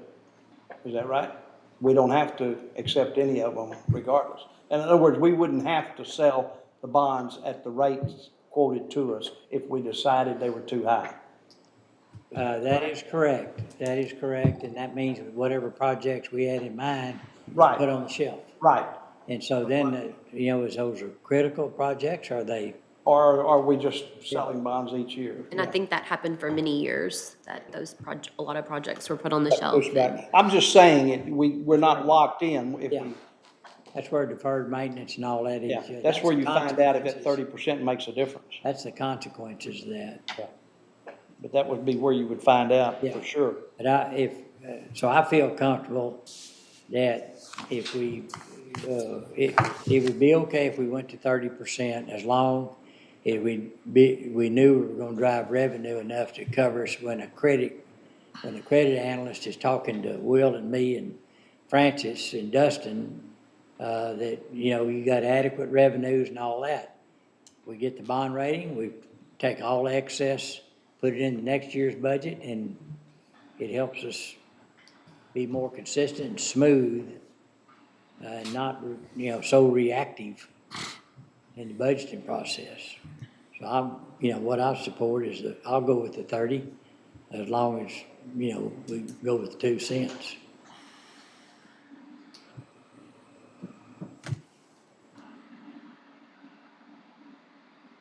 Anybody buy what I'm selling? I go with 30 with a penny and a half. Well, I'm taking 30. I'll go 30 with a penny. And I've got a whole different figure in mind over here. Well, even if you went with, say, 2 pennies and 30%, we're not even gonna be there next year.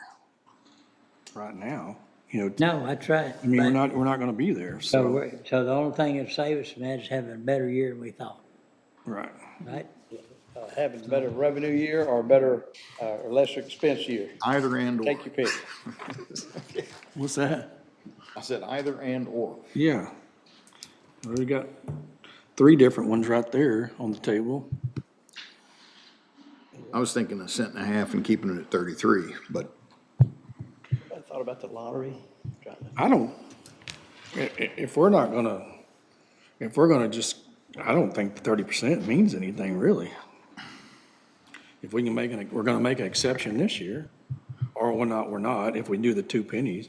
But if you do the 1.5 cents, we're gonna have to make an exception, because it's not gonna be 33, it's gonna be 32.5. It could, if it comes in higher than what we normally has, it'd be close enough. It'd be at penny and a half would be 20. But Well, we're on shoot for 30% though. See, that's giving us what percentage, 27. But if we come in 3% under expenditures like we normally do, then we could come pretty close to that 30%, couldn't we? But do you have that 3% already figured in here? Yes, that's already figured in there. That's already figured Yes, sir. 3% under. Yes. See, that's not helping you none. We've got cut expenditures. What do you think, on the, percentage and the tax rate? I said 30% on the percentage and 1 cent on the tax rate. Okay. Mr. Wilson? So far, there's not a consensus on, Yeah, I'm at 1.5 at 30. A penny and a half. Jim? That's what I was at. yeah, he's already said 30 and 1.5. There's 2 at that number.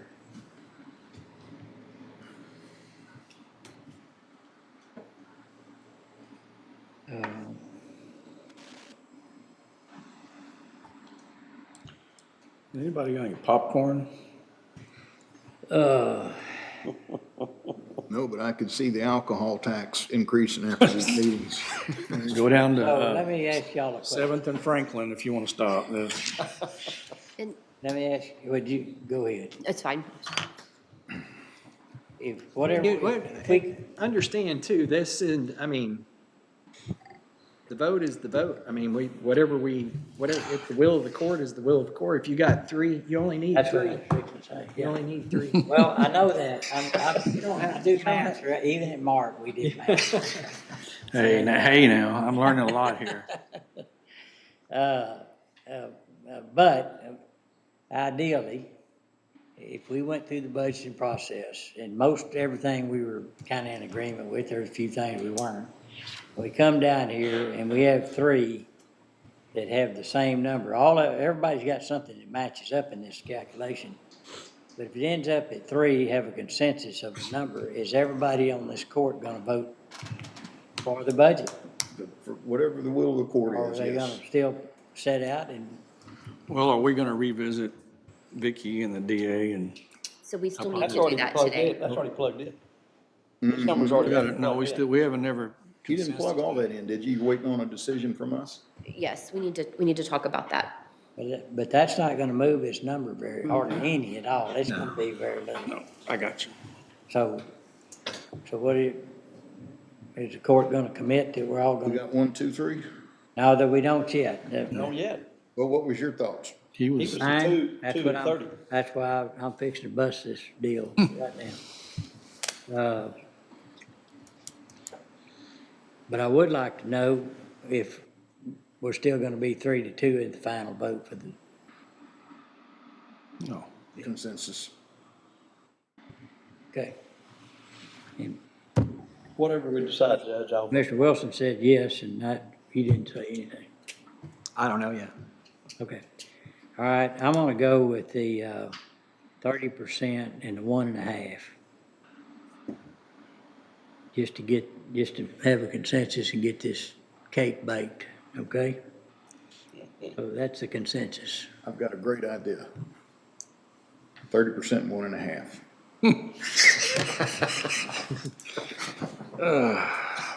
And so really no one's really far off. No. I mean, even, you're just a 0.5% off the deal. So, I could probably go And for I've it. got things that I would prefer, but yeah, I do too. it's I do too. me too. I I was mean, trying to we've kicked this thing every way you can kick it. And if Yeah. you can get 3 on 1, 3 and a consensus, I'm in. I'm not gonna. All right, so going forward, let's put that in. We have a hearing this evening.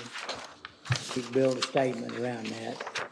And between now and we adopt it on the, 20.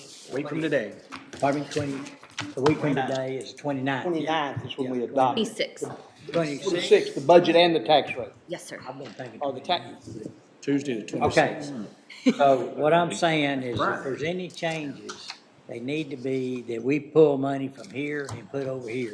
That it doesn't change any of this. We found money in the existing budget to cover other items, and I don't know, I'm just putting that out there because there are just small amounts of dollars. One of them is Yes. taking care of an issue there, and but so there we are with that, okay? And so Francis, what do we, or Dustin, or whoever, what do we need to do this So evening? we have a listing that we'd like to go through, some things that just we want to make sure everything's very transparent. And we talked through the budget to get to the proposed, but there have been some adjustments that needed to be made. And so I just want to make sure those are clear and that we all agree. So I don't have a handout, we'll just look at it here on the screen. And so these are changes to the general fund that they are already in the spreadsheet that we've been looking at today. Child Protective Court, as you may remember, I think it was a couple of months ago, you approved a second court reporter for the 474th. And so that was gonna decrease their court reporter cost. We weren't sure how quickly that was all gonna come to fruition, but it seems to be coming along quicker than expected. So we've been able to decrease that line item for the court reporter general by about at exactly $35,000. So we've brought that down. They've already got someone in place in that court reporter position, and they feel that the amount still in there will be sufficient. So good thing there. Information technology, there's an additional request there of $4,995. This is, there were some cybersecurity services that we were receiving. It wasn't software. That were covered, they were provided to the county through federal means. That federal funding has gone away, and so we are gonna have to pick up that cost. And so that cost there is the amount that they will need in that budget. And in their budget. cybersecurity. Cybersecurity, he's gonna help me. Advisory services, Okay. Cybersecurity, I don't think we have a choice.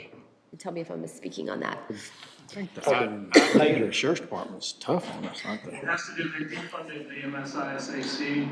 The what? The federal government defunded the MSISAC, which is the interstate, I don't really know what it stands for, but anyway, they sent us cybersecurity alerts and that sort of thing, and now they're having us pay for it. Do you not ever sleep? Nope. I'm sorry. So something that's come up since we last met. County Sheriff, sorry, County Sheriff has an increase of $22,465. This is related to the item that was on the agenda today. It was the migration to the cloud platform for the in-camera storage system. And so there was a budget amendment today for that, the onset of that, and then this would be the cost that needs to be included in the budget for next year. But there's nothing offsetting because we went away from something? I do not believe so. I mean, how were we saving stuff before? It was saved on premise on a server that's. Oh, saved on our server? Yes. And there was problems with it? Yes, it's long past its life, and we're trying to, we've had it on life support for quite a while. Okay. Okay. And it's holding, obviously, potential evidence or anything. Okay, and then there were personnel changes here. So you'll see there for Constable 1, this was just an error that I did not see. This is my fault. But we just, the COLA calculation was off on a few of the positions. And so it's just correcting it so that they actually get the full COLA of 1.76%. We always do that quickly, bringing that to you for proposed, but then of course review it and found those errors. And then countywide, we've increased there the health insurance premiums, just kind of in lump sum there. And so based on the trends we're seeing in the employees that are moving to the HSA plan, opposed to the, what do you call the other plan? The first plan. So that, of course, those costs are higher because you're funneling money into their HSA plan. And so usually we can accommodate both of those through the amounts that we budget statically for each position throughout the budget. But we've seen these costs increase above and what we've budgeted the last couple of years. So we feel we need to do that. We don't know until November when there's open enrollment, how many employees are on each plan, but that's just our best guess. On the HSA, if it's not used by the end of the budget year, what happens? Does it roll over? Yeah, you keep it in your account. You keep it in their account? It's your money. Okay. Yes. Okay. Yes, Okay. sir. It's a savings account. You're thinking of the old FSA. Mm-hmm. It's not a cafeteria building. Right. It's not a cafeteria where they lose it. Yeah. And then the life insurance that the county provides for all employees, there was a decrease here, and that was due to the new bid that you accepted for the new plans for this next year. So we decreased that by $5,976. So some savings there. And so those were the changes in general fund that we had made through the last few weeks. I just wanted to make sure that those were clear and that everyone was in agreement there. There's just 2 more lines like below there that are that for the courthouse security fund. It's the same thing. It's that group life insurance line. We just decreased it to the amount that is actually needed. So any other questions there before we? Okay. So I think then we can go back and revisit the request that the district attorney made this morning. I know Anna is on Zoom, so she can speak to that as well if needed. Okay. But he had presented the new ADA 2 position, I believe was the title of it. And so he also mentioned that he did have a vacant clerk position, I think it was. And so Haley had calculated with the benefits and everything, the net of those 2 positions, adding one and taking out one, with everything, the net would be $73,967 that would be added into the budget for next year. 104? Yes, at the 104th Plus benefits. salary benefit level that Anna had mentioned. And so that is up there in the spreadsheet, just to kind of give you an idea there. I know it doesn't change the end figures too substantially.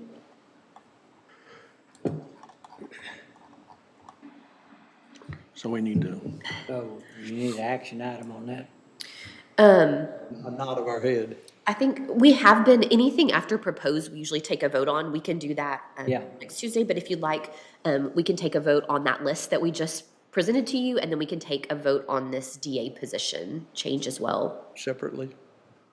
You can do them together. I mean, it doesn't matter to me, I just didn't know. I'll leave that up to, Always thought that after the proposed, we had to do. yes, yeah, we A always record take vote. them. Okay. But we can take, why don't we take the listing that we had pulled up? We can do those, unless y'all want to segment them out and you don't agree with any of them. But I think we can just take this list. I support it. Well, my motion would be to support the, something. The list, The the list of the list as changes to the presented. proposed budget that the auditor's office has presented. Yes, that. Yeah, that. Yeah, that. Okay, is there a second? I'll second. All right, call for a vote. Commissioner Smith, Yes. Commissioner Wilson, yes. Judge Felton, Yes. Commissioner Jones. Yes. Commissioner Perry. Yes. Pass. And so then the position, the additional position for the DA's office, it was an ADA2. And so adding that into the 2026 budget, taking out one of the vacant positions that he mentioned. And so we'll just need a motion on that as well. So move. As presented. Have a motion second. No discussion. Call for a vote. Commissioner Smith, Aye. Commissioner Wilson, Aye. Judge Felton, Aye. Commissioner Jones. Aye. Commissioner Perry. Yes. So I think the only other matter that we had pending was, I know Judge Hensley had spoke today too. We didn't revisit that as of yet. And so I didn't know if you had any thoughts there. I know Anna may, the increase for Judge Hensley's position that she came back to today. Well, is Anna on? We did an analysis on that, and just as our standard, we have not, when there's a department or an individual carrying a heavier load, if we, that gives an indication whether to add another person or not. It's not that you change their pay range higher than other folks that are at the same grade level. Anna, is that correct, or correct me? That's right. That's the practice that we've had now for a few years. Work volume is an indication of the possible need for staff. There's no new functions or differentiating functions being held by the position that would warrant anything like a reclassification. And then if there was just an adjustment based on performance of the employee, then HR would always, of course, then review all positions with similar compensation ratios and review those, anybody who falls into that same area, what are their performances like? Because then we would want to have court review them as a whole and not just on an individual basis. So, and did you look at the data? Did they share data on the volume of work or those kind of things? All we got is, go ahead, I'm sorry. Yes, there is data to support that, yes, they have a heavier work volume than other precincts. So that is where the recommendation for add to staff would arise based off of their volume.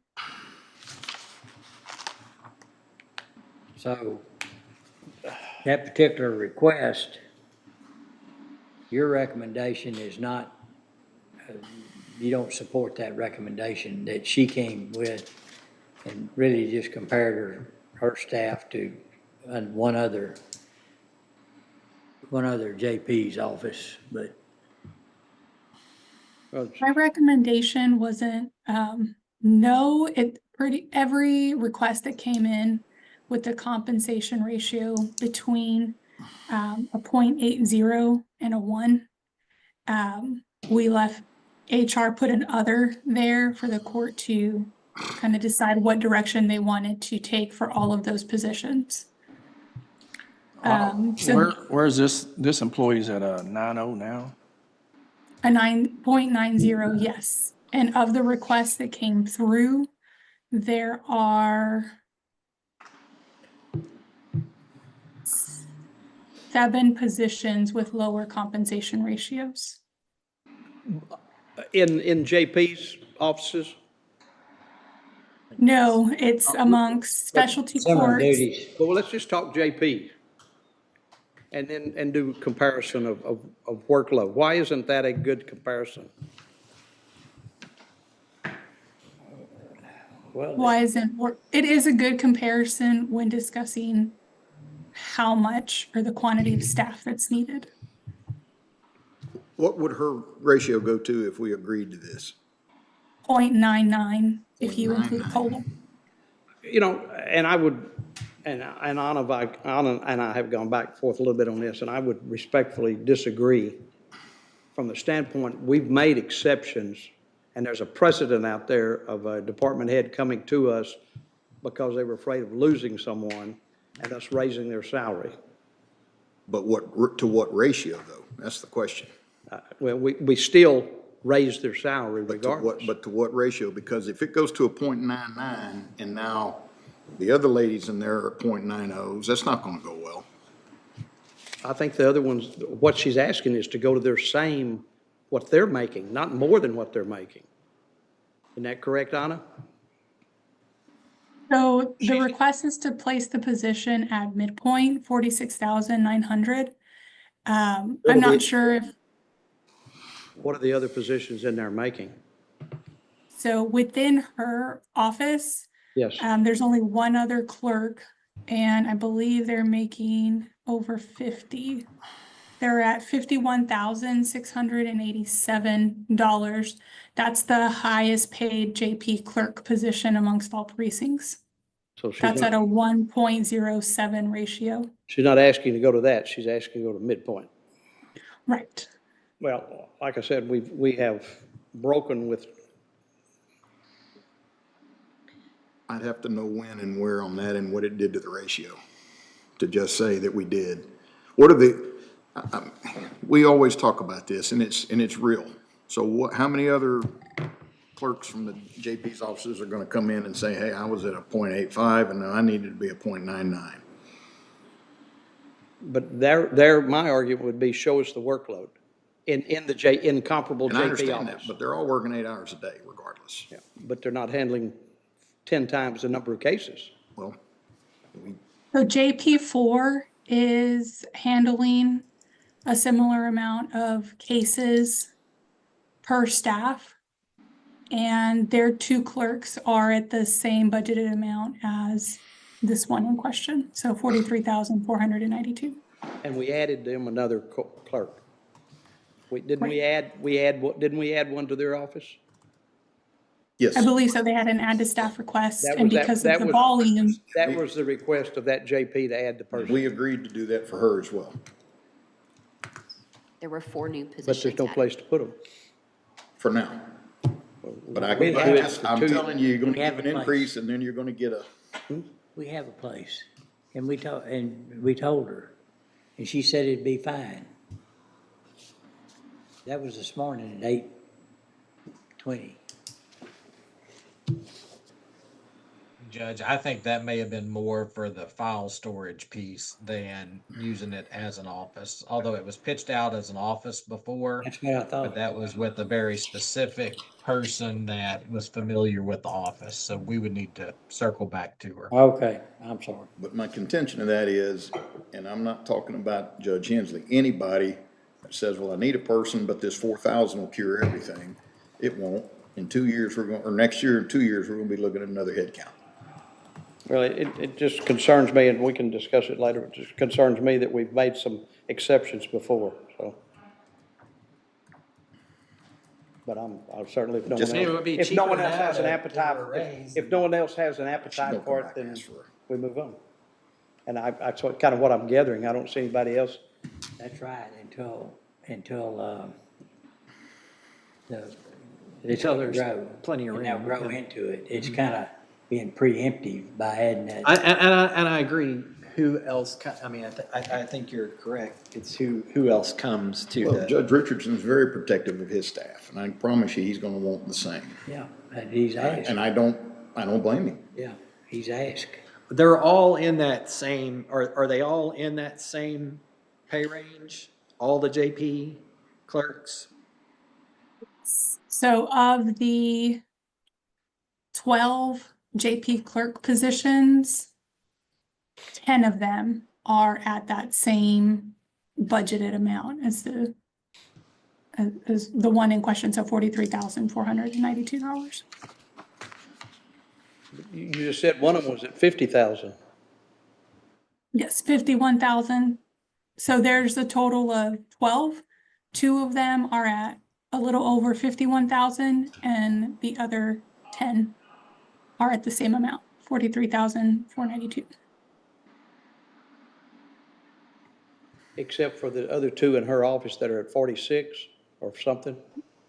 The other full-time position is a chief position. I'm only referencing the court clerk positions.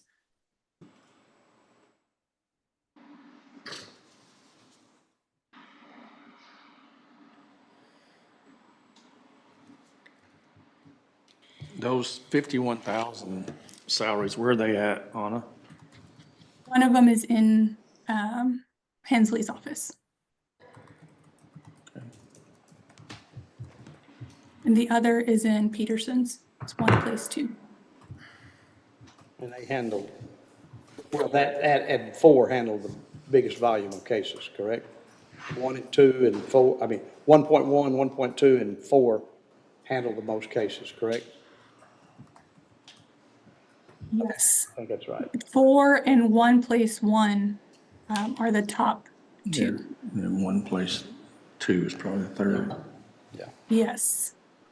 And it's third, but very close to precinct 2.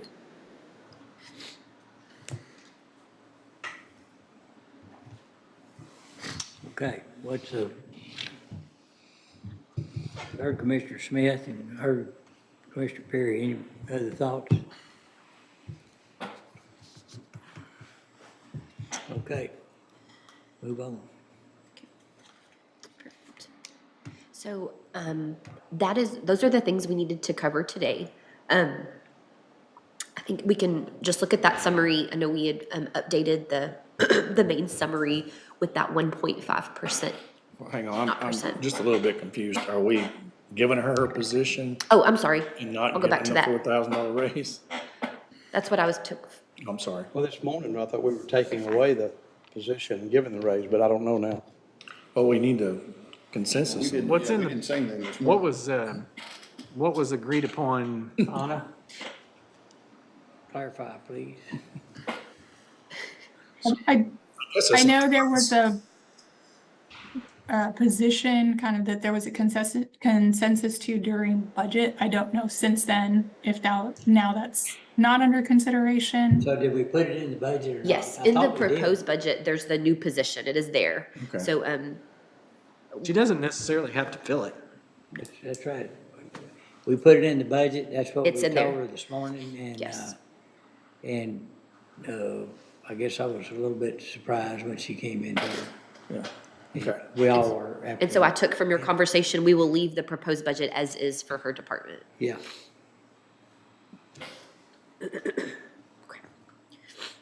And so then, Double book.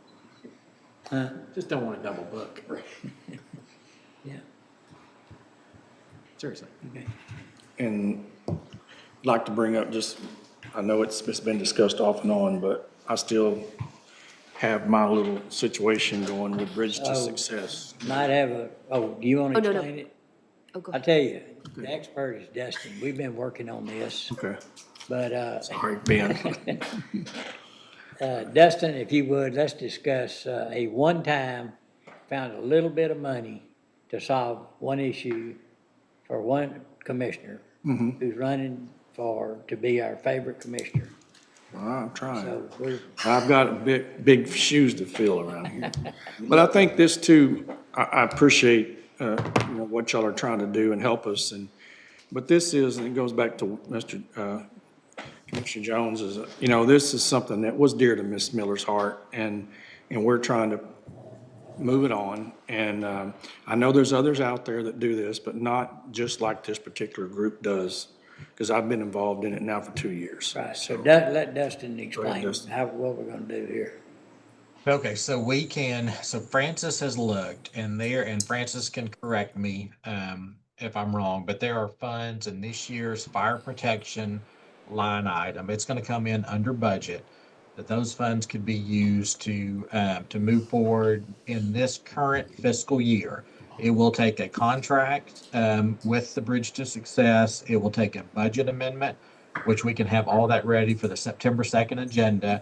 And it's just, as Judge said, it could be a one-time deal, even though it's not a direct tie to ARPA. We've had some ARPA projects that have came in under budget, but those funds have gone to the downtown jail, which free up other county funds. So it can be a very limited one-time deal focusing on that fire protection line item, which could then be used, as I said, with a budget amendment and with a contract with the Bridge to Success that we can bring on September the 2nd if the court's agreeable. It was a very small amount that we had available. There's a lot of worthy causes out there. We chose not to add any more to the Current list. Yeah, current list, and so this is a one-time deal and it's a small amount of money. It really wouldn't affect anybody else anyway. And this is money, that So- fire protection line is in that contracted programs department. It's in that realm, so. Yeah. But that little small sum of money is it's gonna be tremendous for them. Yeah. Tremendous. How much are we? 5,000? Your request. Yes, 5,000. All right. So we'll see that September 2nd. Yeah. Thank you. Thank you. And so then just jumping back to this summary here, this has the 1.5 cent increase to the tax rate in it. And so you'll see there, those percentages, ending fund balances on the right side. Of course, that bottom one down there, anticipating coming 3% under budget, then that would get us to 32.47%. Pretty close. And like we said, a lot of variables at play, and so more than likely coming a little bit above that when all is said and done.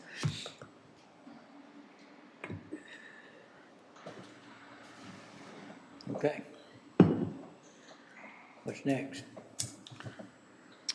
My voice is almost gone, so that might be it for me. No, I'm just kidding. That was good. Thank you. I think that is all we have for today for you all. So we'll take those items that we discussed today. We'll start putting together the final document in its final stages, and then have that for you to vote on next Tuesday, the 26th. Of course, we have the tax hearing tonight at 5:30.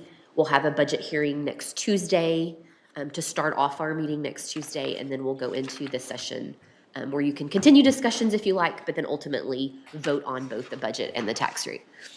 And there'll be the form available for the judge to announce whatever has to be announced tonight. Correct. Correct? Okay. Yes. So now, we're not voting on anything tonight. No. No, it's just But it's just Be read. You have to make a statement? Yeah. Okay. Just giving them information on when. Information, Vote it so, on. and I think what it's gonna indicate is that our preliminary budget that we talked about and established is now changed to 1.5. Oh, no, you don't have to state that. Oh, I don't? No, Oh, sir. I thought we No, had the only restated. statement tonight is just something like, this tax rate will now be voted on Tuesday, August 26th. Well, I don't Yeah, think it's a but- bad idea to throw it out there. Yeah, I mean. But it's- sure, that's up to you. Because it's been published in the Yeah, paper. Dustin, could that be included in that statement tonight? Yes, sir. Okay. And y'all are gonna, Sorry, I thought you just meant, I'll just say what we're Technically. proposing is this. yeah, and, make sure to mention that it's less. But there's no vote tonight. No vote tonight. No, No, sir. no vote. listening. Just a hearing. We do need a quorum. I'm here. Well, I'm thinking, I hate to go over and come back. Can we just prolong this meeting till? That's a long way over back, Judge. You don't have enough sandwiches in your office for that. What are you talking about? I ate all my bologna already. I thought your Oh, doctor so told you're you to full quit of eating the bologna. Ah, that hurt. Okay. All right, so we don't need to meet tomorrow. No, sir. Yeah. Okay. Anything else? Justin, anything else? Mercedes? No, sir. Okay. And you'd visited with that number I gave you the other day about that 322,000. You visited them about that. About that. Well, so that's, you go ahead and bring it up. It's. Yeah, I think Heather sent us information about the money that was set aside for precinct 2. It was 322,721. In the countywide road and bridge for this current year. Well, so it was discussed in budget last year. The request for your road construction was 1.2 million. So they took the 200,000 out of yours and put it in that countywide road and bridge contingency. There was already other contingency in there. So out of all of the contingency, there's 322 left. Okay. But 200 was. Does that need to ride over till next year, or do we need to try to? Well, So Do y'all need it? You do something with it. Yeah, I can, yeah. Between now and then. Material or other things. Well, that's what I'm saying. I can buy material because we're having to move money right now. We had a line item move today, but we're. What will And it have that's to what be, y'all are will meant it have for to it be to be. billed, or how will that have to happen before October 1? And then, the first thing is to, can I purchase a piece of equipment with some of it? That'd be, It has to be voted on. not necessarily. Well, We did buy a piece of equipment out of that here's- excavator, right? Here's what needs to happen is that a I'm budget. just asking. Here, listen. And so the court will have to approve the use of those funds, and so a budget transferred, budget amendment will need to be brought to the court. And so Heather can assist with that, and so that will be brought forward. It'll say we'll move from countywide contingency and whatever that amount needs to be, and then it'll move to the proper lines within your budget. So if that is road construction materials, capital outlay, utilities, whatever it may be, and It's then that would equipment. allow you to use it. Did you budget for it this coming year? No. No, it's a special piece of equipment that I'm looking at. Truthfully, my choice would be not to spend any more money. Well, and I would say That if it was goes to our something you unfunded budgeted balance. for, and we just funded it, and you could spend it now and then move that money back to general fund, I wouldn't have a problem with that, but I'd like to see it used on rock and oil. Okay. That's my. Okay, well, I can definitely use a lot of it. I can't use all of it. For his program, because he's doing a lot more roads and stuff now, so. And then the other stipulation is expenditures have to match the period in which that item was received or a service was incurred. And so anything you order, rock or equipment or anything, that needs to be on the ground, on county property. 31st. At the end of the, by the end of the day, Yeah, September Can it be on the 30th. yard? Yeah. It can be on the yard though, right? Yes, that just means we've But that's received. possession of. It needs to be, yeah. In governmental accounting, that's when you mark when the expenditure has actually occurred, is when you take it in your hands. So whether you've used it or not is besides the point. Thank you. Okay. Anything else? 2:49, we stand adjourned.